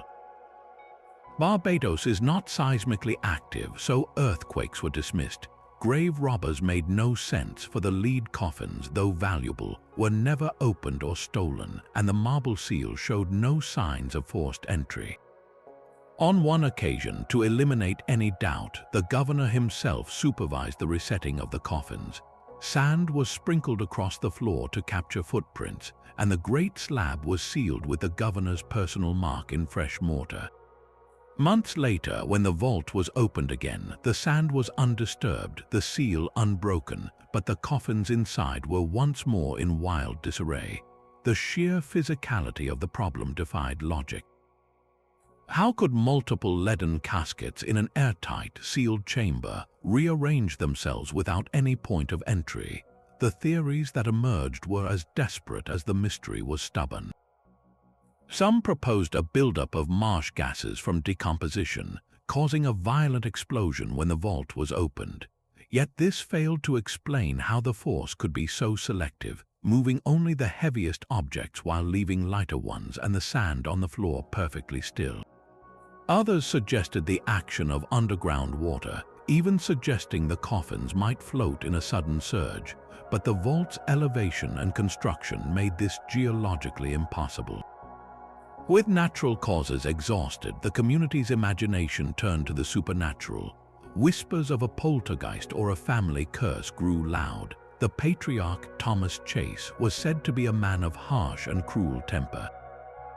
Had his restless spirit, or that of a victim, remained to disturb the peace of the tomb, the tension became so great that by 1819, after the final chaotic intrusion, the family and parish officials had enough.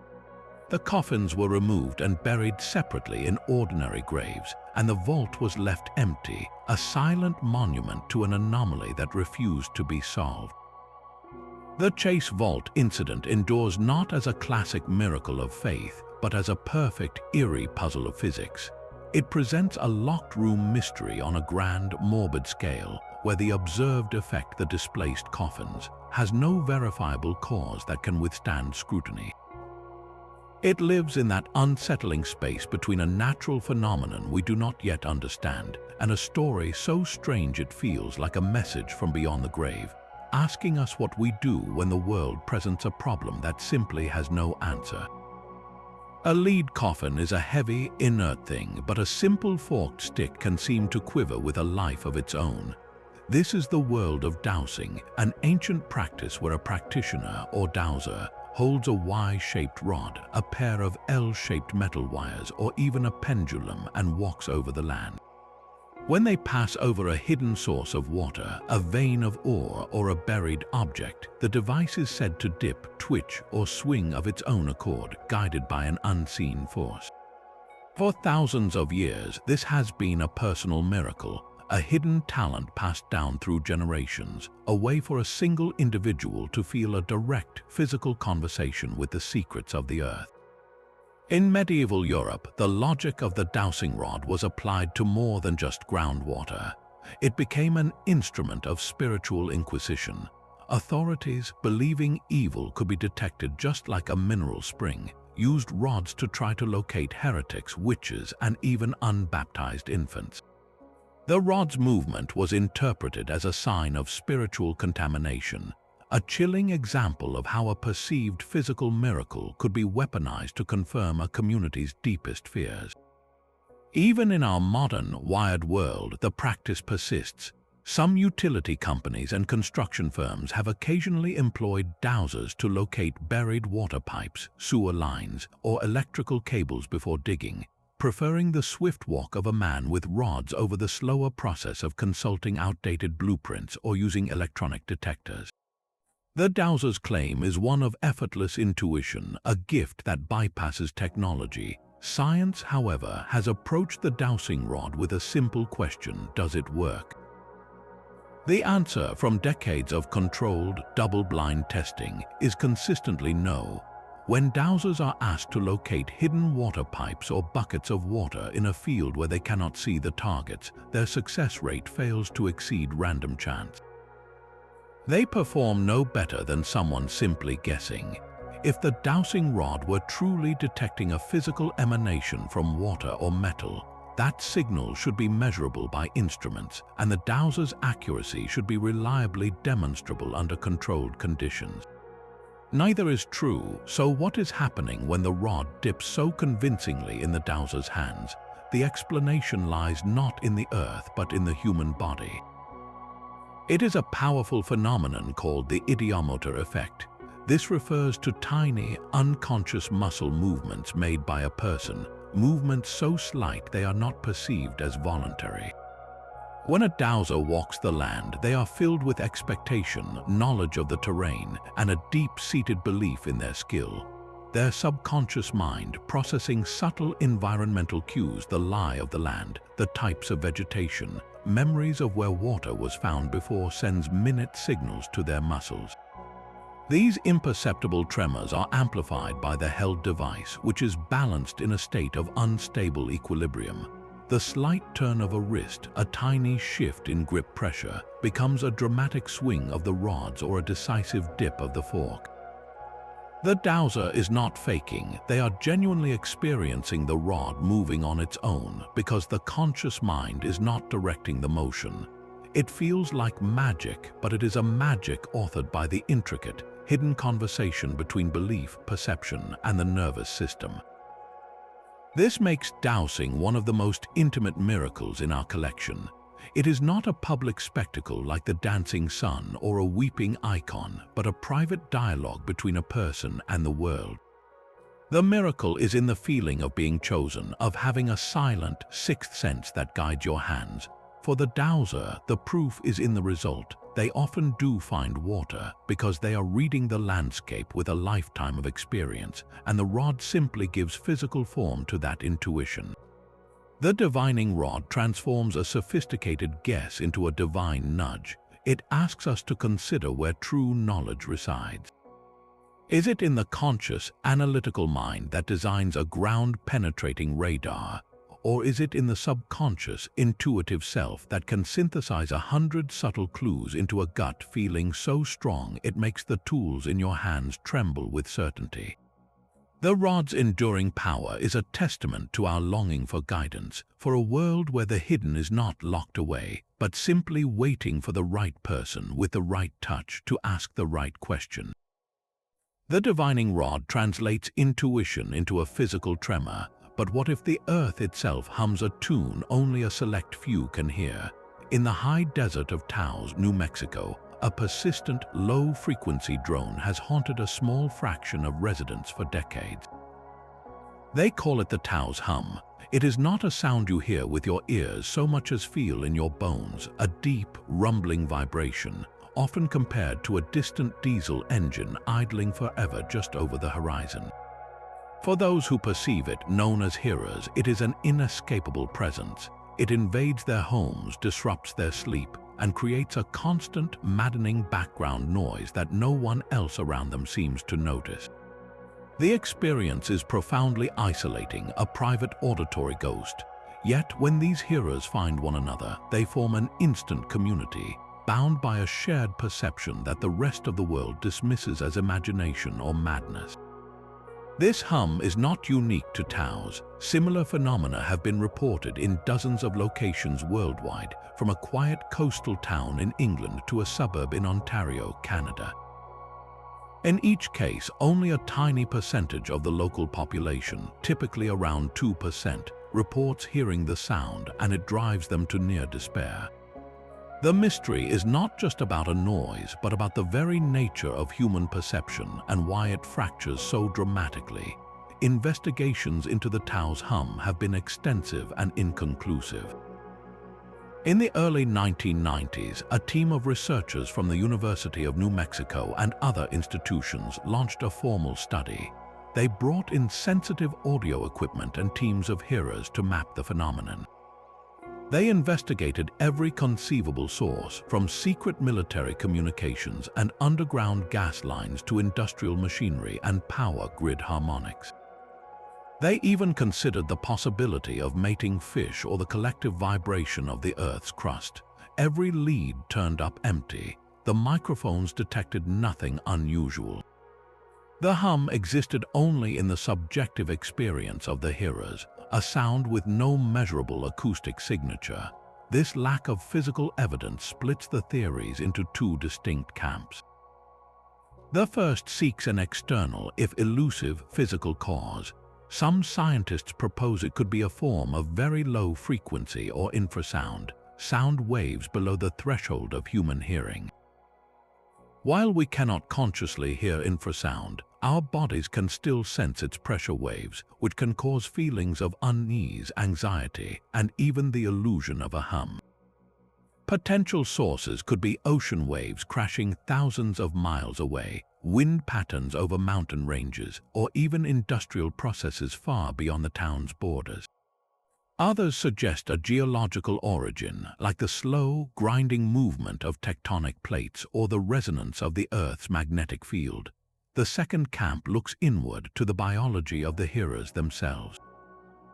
The most common medical explanation is a form of tinnitus, the perception of sound when no external sound is present. But typical tinnitus is a high-pitched ringing or buzzing, not a deep mechanical drone.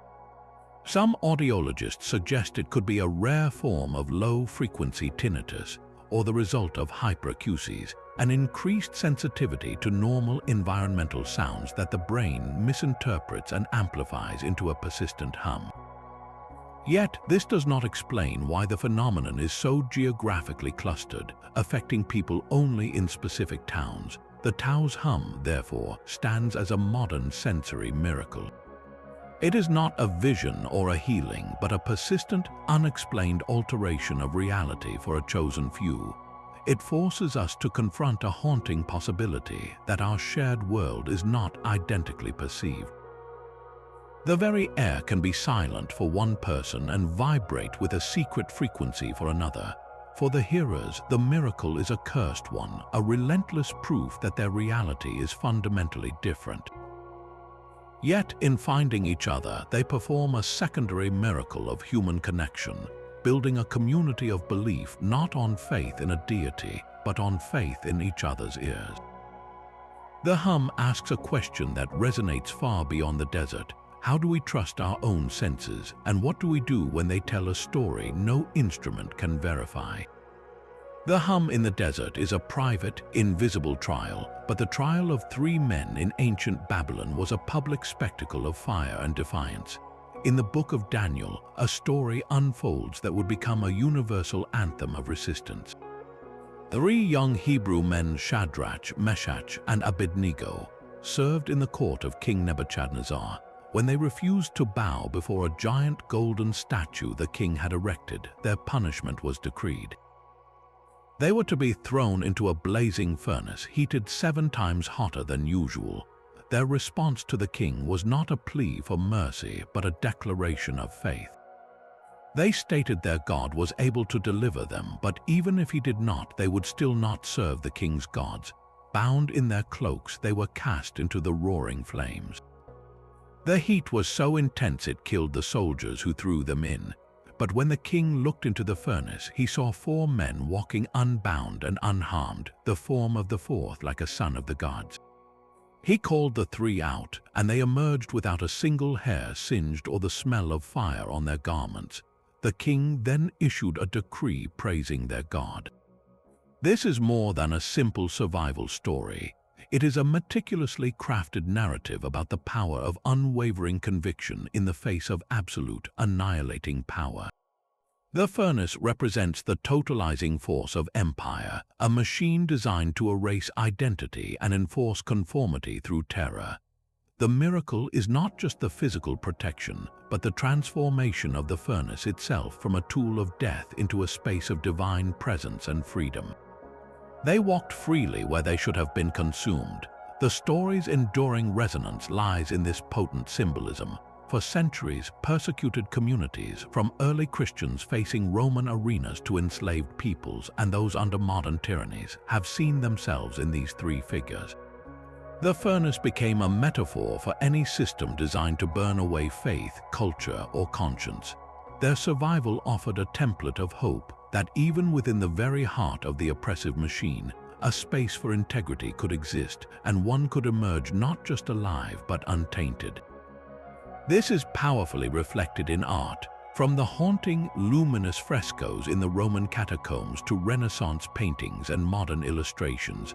Artists have focused on the moment of miraculous calm within the chaos. The flames often appear not as destroying, but as a golden, dancing light that illuminates the peaceful faces of the youths and the angelic fourth figure.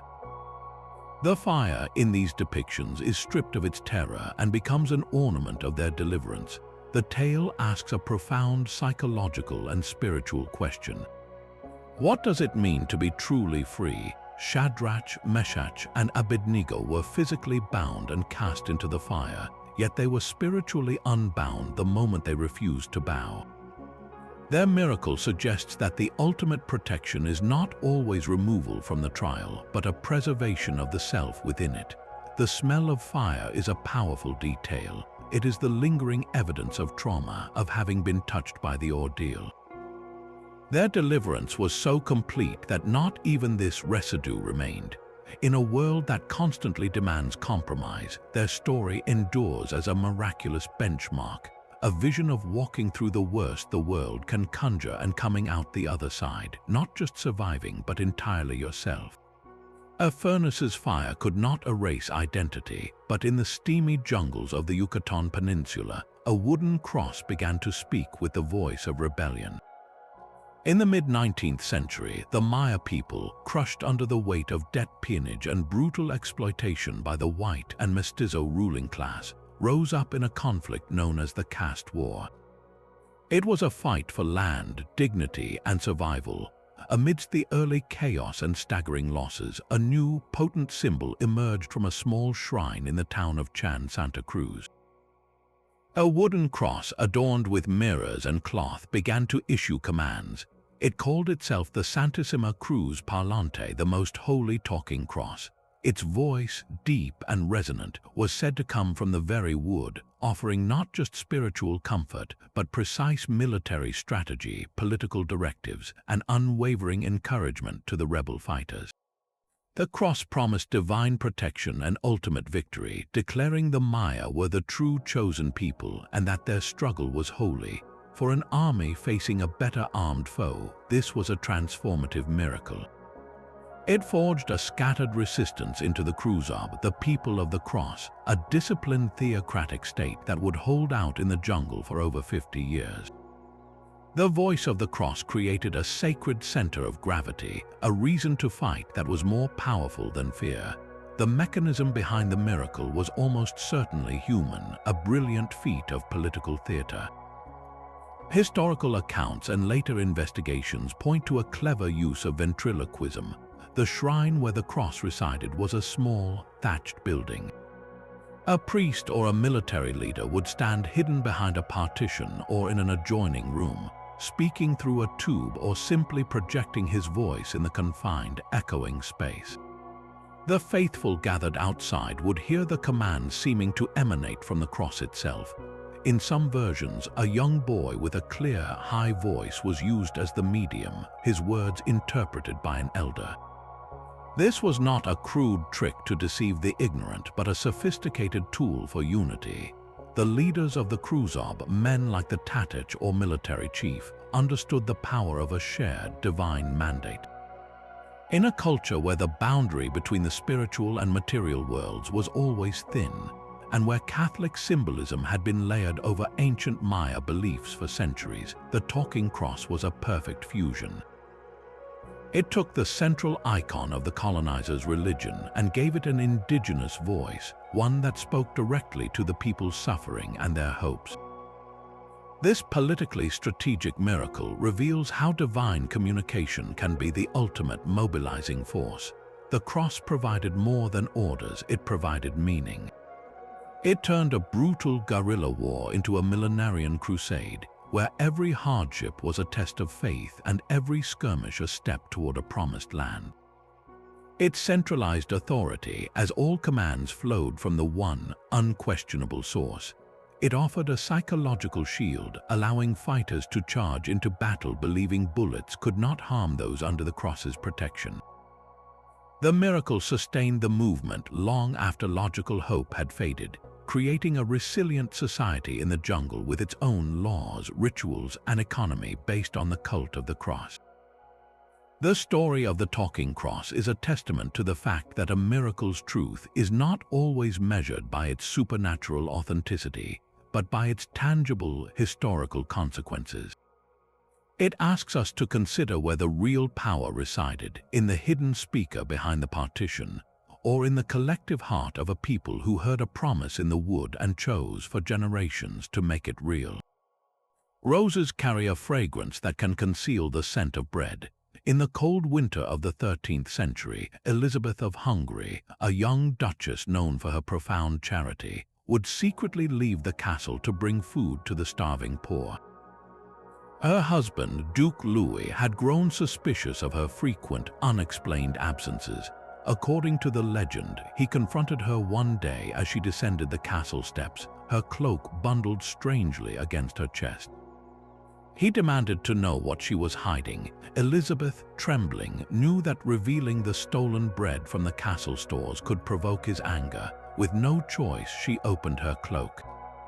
But instead of the expected loaves, a cascade of brilliant red roses tumbled out, fresh and blooming despite the winter frost.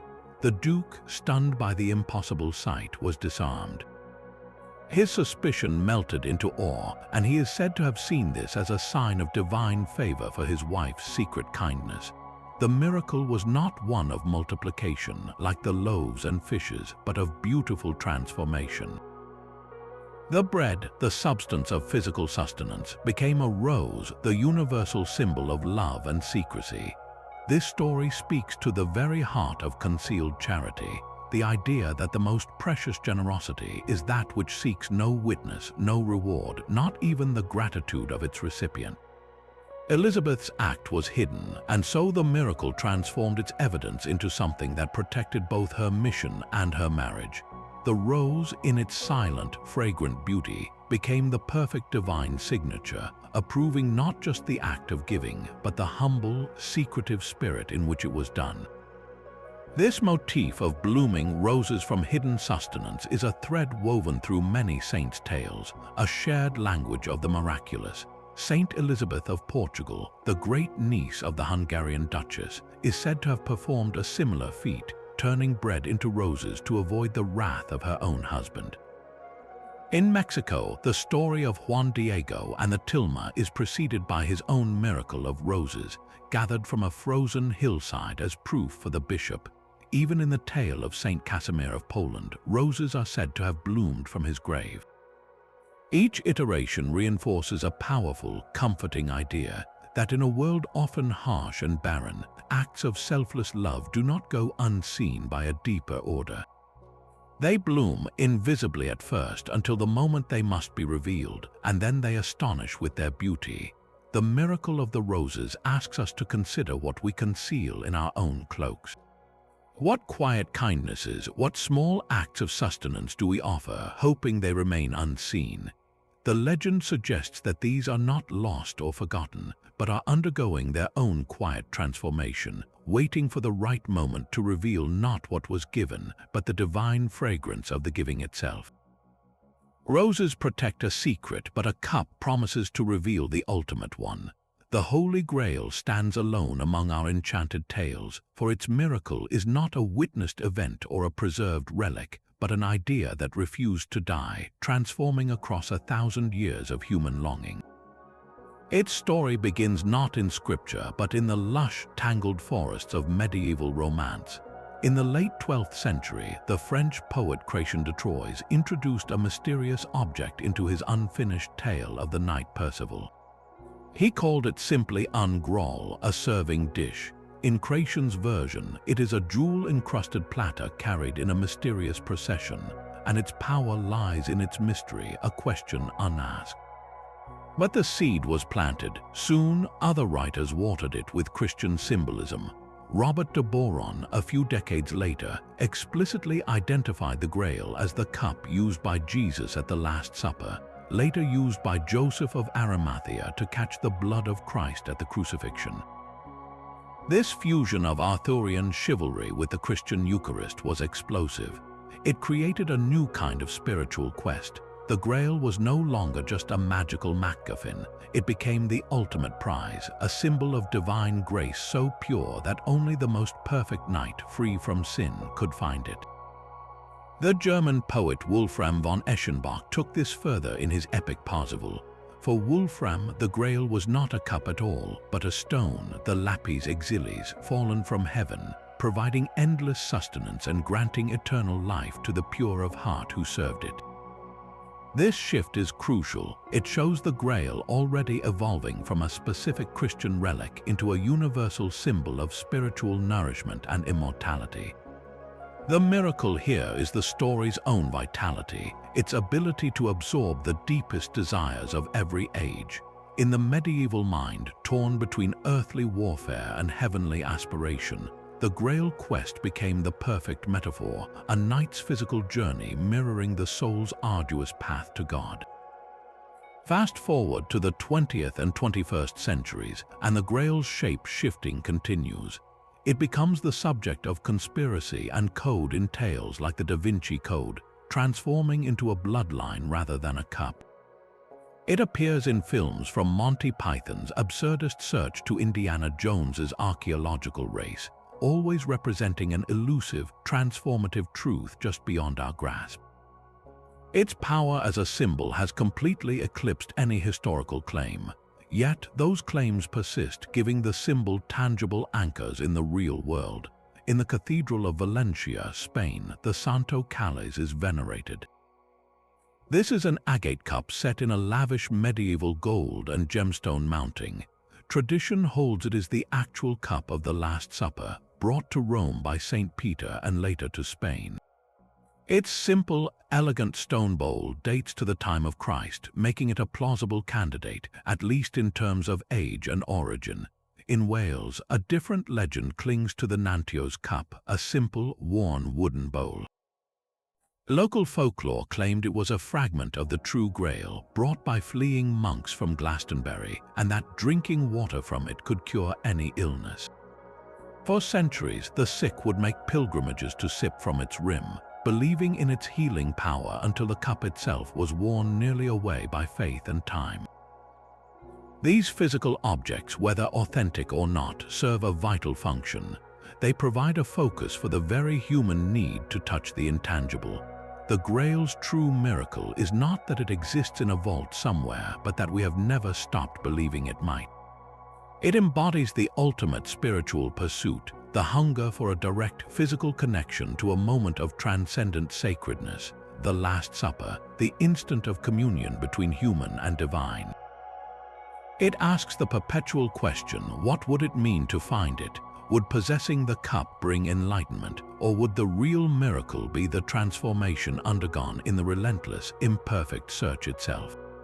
The Grail endures because it is a mirror, reflecting back our own deepest yearning for a source of purity, meaning, and connection that feels just within reach if only we were worthy. The cup of the Grail quests for a purity beyond our reach, but in sterile hospital wards and sun-drenched grottos, a different kind of miracle presents itself with clinical documentation. This is the domain of the medically inexplicable, where the language of faith meets the rigorous grammar of science. To conclude our 35 tales, we must return to a place like Lourdes, but this time not for the water alone, but for the process. The Catholic Church, when investigating a potential healing miracle, does not begin with prayer books but with patient charts. Their criteria are famously strict, a multi-layered sieve designed to filter out anything that could be explained by modern medicine. First, the illness must be serious, organic, and irreversible, with a clear diagnosis and prognosis confirmed by independent doctors.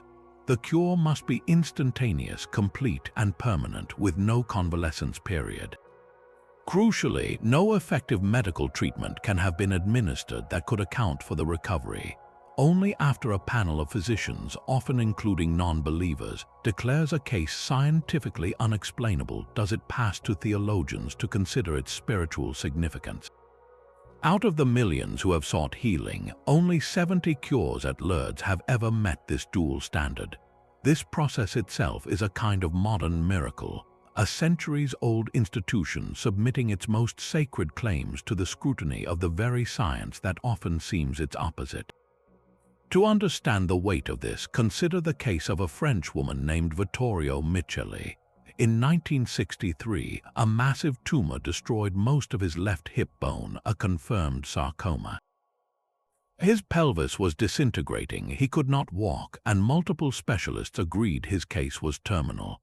As a last resort, he was taken to Lourdes. After bathing in the spring water, he reported a sensation of intense heat and a sudden cessation of pain. Subsequent X-rays revealed something that defied all oncology. The tumor mass, which had replaced bone, was disappearing, and new, healthy bone was regenerating in its place at an impossible speed. Within months, he was walking normally. The medical bureau followed him for decades, finding no recurrence. The science had a terminal diagnosis, the faith had a ritual, and in the space between them, a man lived a full, healthy life. How does a body instruct itself to rebuild a skeleton? If we could interview a medical ethicist on this frontier, they might frame it not as a battle between science and faith, but as a mapping of their shared borderlands. Science excels at describing how the cellular pathways, the chemical reactions, the physiological processes, but faced with a spontaneous, total remission of a documented terminal illness, science can only state the what. It can describe the before and after in exquisite detail, but the causal mechanism remains a black box. This is where concepts like hope, belief, and the profound mind-body connection enter the discussion not as mystical fluff, but as measurable, if poorly understood, forces. The placebo effect is a proven scientific phenomenon where a patient's belief in a treatment triggers real, positive physiological changes, from pain reduction to altered brain chemistry. Could an intense, transformative belief in a divine healer, experienced in a powerfully charged environment like Lourdes, trigger a placebo effect of monumental biological proportions? It is a hypothesis that reframes the miracle, suggesting the catalyst may be a profound neurological and psychological event, a supreme mobilization of the body's own latent capacity for healing, unlocked by a key of absolute belief. Therefore, the greatest modern miracle may not be a suspension of natural law, but a revelation of its hidden depths. It is the enduring mystery of the human organism's resilience, a mystery that dwells equally in the synapses of the brain and the silent language of the immune system. Our bodies are archives of potentials we have barely begun to read. A medically inexplicable cure is a page suddenly illuminated, showing us a sentence in a language we do not yet speak. It challenges the doctor and the priest alike, reminding the scientist that the map is not the territory, and reminding the believer that the spirit is inextricably woven into the flesh. These cases stand as beacons at the edge of our understanding, not proving one worldview over another, but humbly pointing toward a reality more complex, more interconnected, and more wondrous than our current categories can contain. The miracle is that the mystery itself remains vital and undeniable, beating in the chest of every patient who recovers against all odds, and in the heart of every human who wonders what other miracles we carry unseen within us. That persistent need for a deeper order is the engine behind every story we have explored. When we step back from the individual tales, a powerful pattern emerges, one woven not from divine threads, but from the very fabric of the human mind and heart.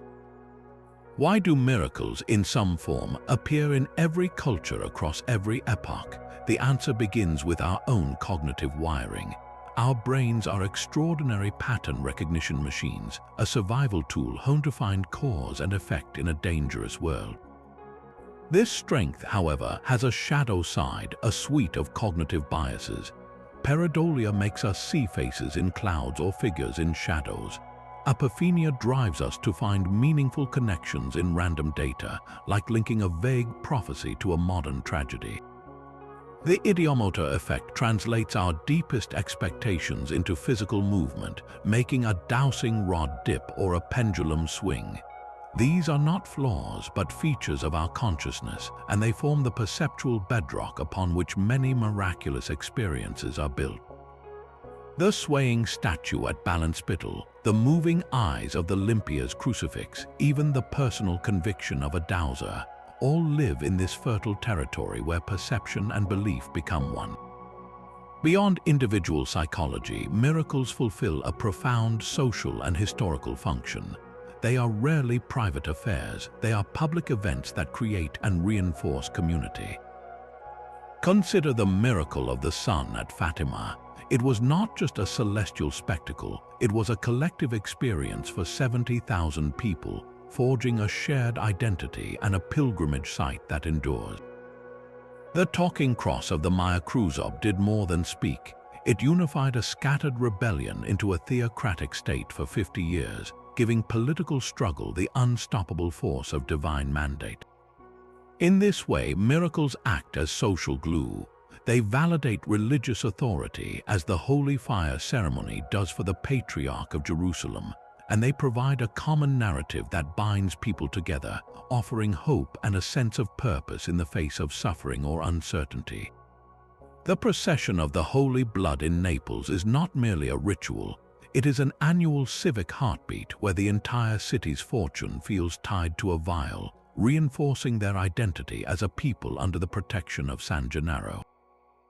Perhaps the most telling thread is how the interpretation of an event is utterly shaped by its cultural lens. A natural phenomenon is rarely seen as just a phenomenon. The floating pumice stone in Rameswaram becomes a fragment of Hanuman's mountain. A predictable late spring frost transforms into the warning of the ice saints, a sacred calendar etched into the farming year. The intoxicating ethylene vapors rising from a geological fault at Delphi become the breath of Apollo, and the priestly caste builds an entire oracle around them. The event itself may have a physical cause, but its meaning is a human creation, a story spun from the specific symbols, fears, and hopes of a particular time and place. This is why the same type of event, a healing, can be attributed to the waters of Lourdes in one context, to the power of a saint's relic in another, or to the intervention of a local spirit in a third. The miracle is not in the bare fact, but in the story we wrap around it. Ultimately, these 35 tales reveal that the enchanted borderland between the natural and the supernatural is a mirror. We peer into these stories and see our own relentless search for meaning, our need for connection in a vast universe, and our deep desire for the world to be more than a collection of random mechanical events. The miracle, in the end, may be this enduring capacity itself, the human talent for finding wonder, for weaving narrative from mystery, and for insisting that even in the hardest data, there might yet be a whisper of something more. From the trembling hands of a dowser to the silent, floating stone in a temple tank, these 35 enchanted tales span continents, centuries, and the full spectrum of human experience. We have witnessed events written in the stars of scripture and mysteries born in the glare of modern news cameras. We have seen statues weep, wounds that never heal, and springs that never run dry. We have followed the journeys of relics that moved armies and stories that sustained nations through their darkest hours. Whether you interpret these accounts as direct divine interventions, as profound psychological phenomena, or as natural events whose explanations still elude us, their impact is an undeniable force in the long river of human history. They have built cities, started wars, ended plagues, and given hope to millions. They are the landmarks on our collective map of the unknown. So as we reach the end of this particular journey, we are left with one final, lingering question that echoes through every story. Are these miracles proof of the divine, or are they instead the most beautiful proof we have of our own endless human capacity for wonder? That relentless drive to find meaning, to see a pattern in the chaos, and to believe that the world holds more mystery than our instruments can measure. The answer, perhaps, is as personal and profound as the tales themselves. We would love to hear your thoughts. Which of these 35 stories resonated most with you? Do you have a personal or family story of an unexplained event that feels like a small miracle? Share your reflections in the comments below. And if you enjoyed this journey to the edge of the explainable, subscribe to stay with us as we continue exploring the greatest historical mysteries, one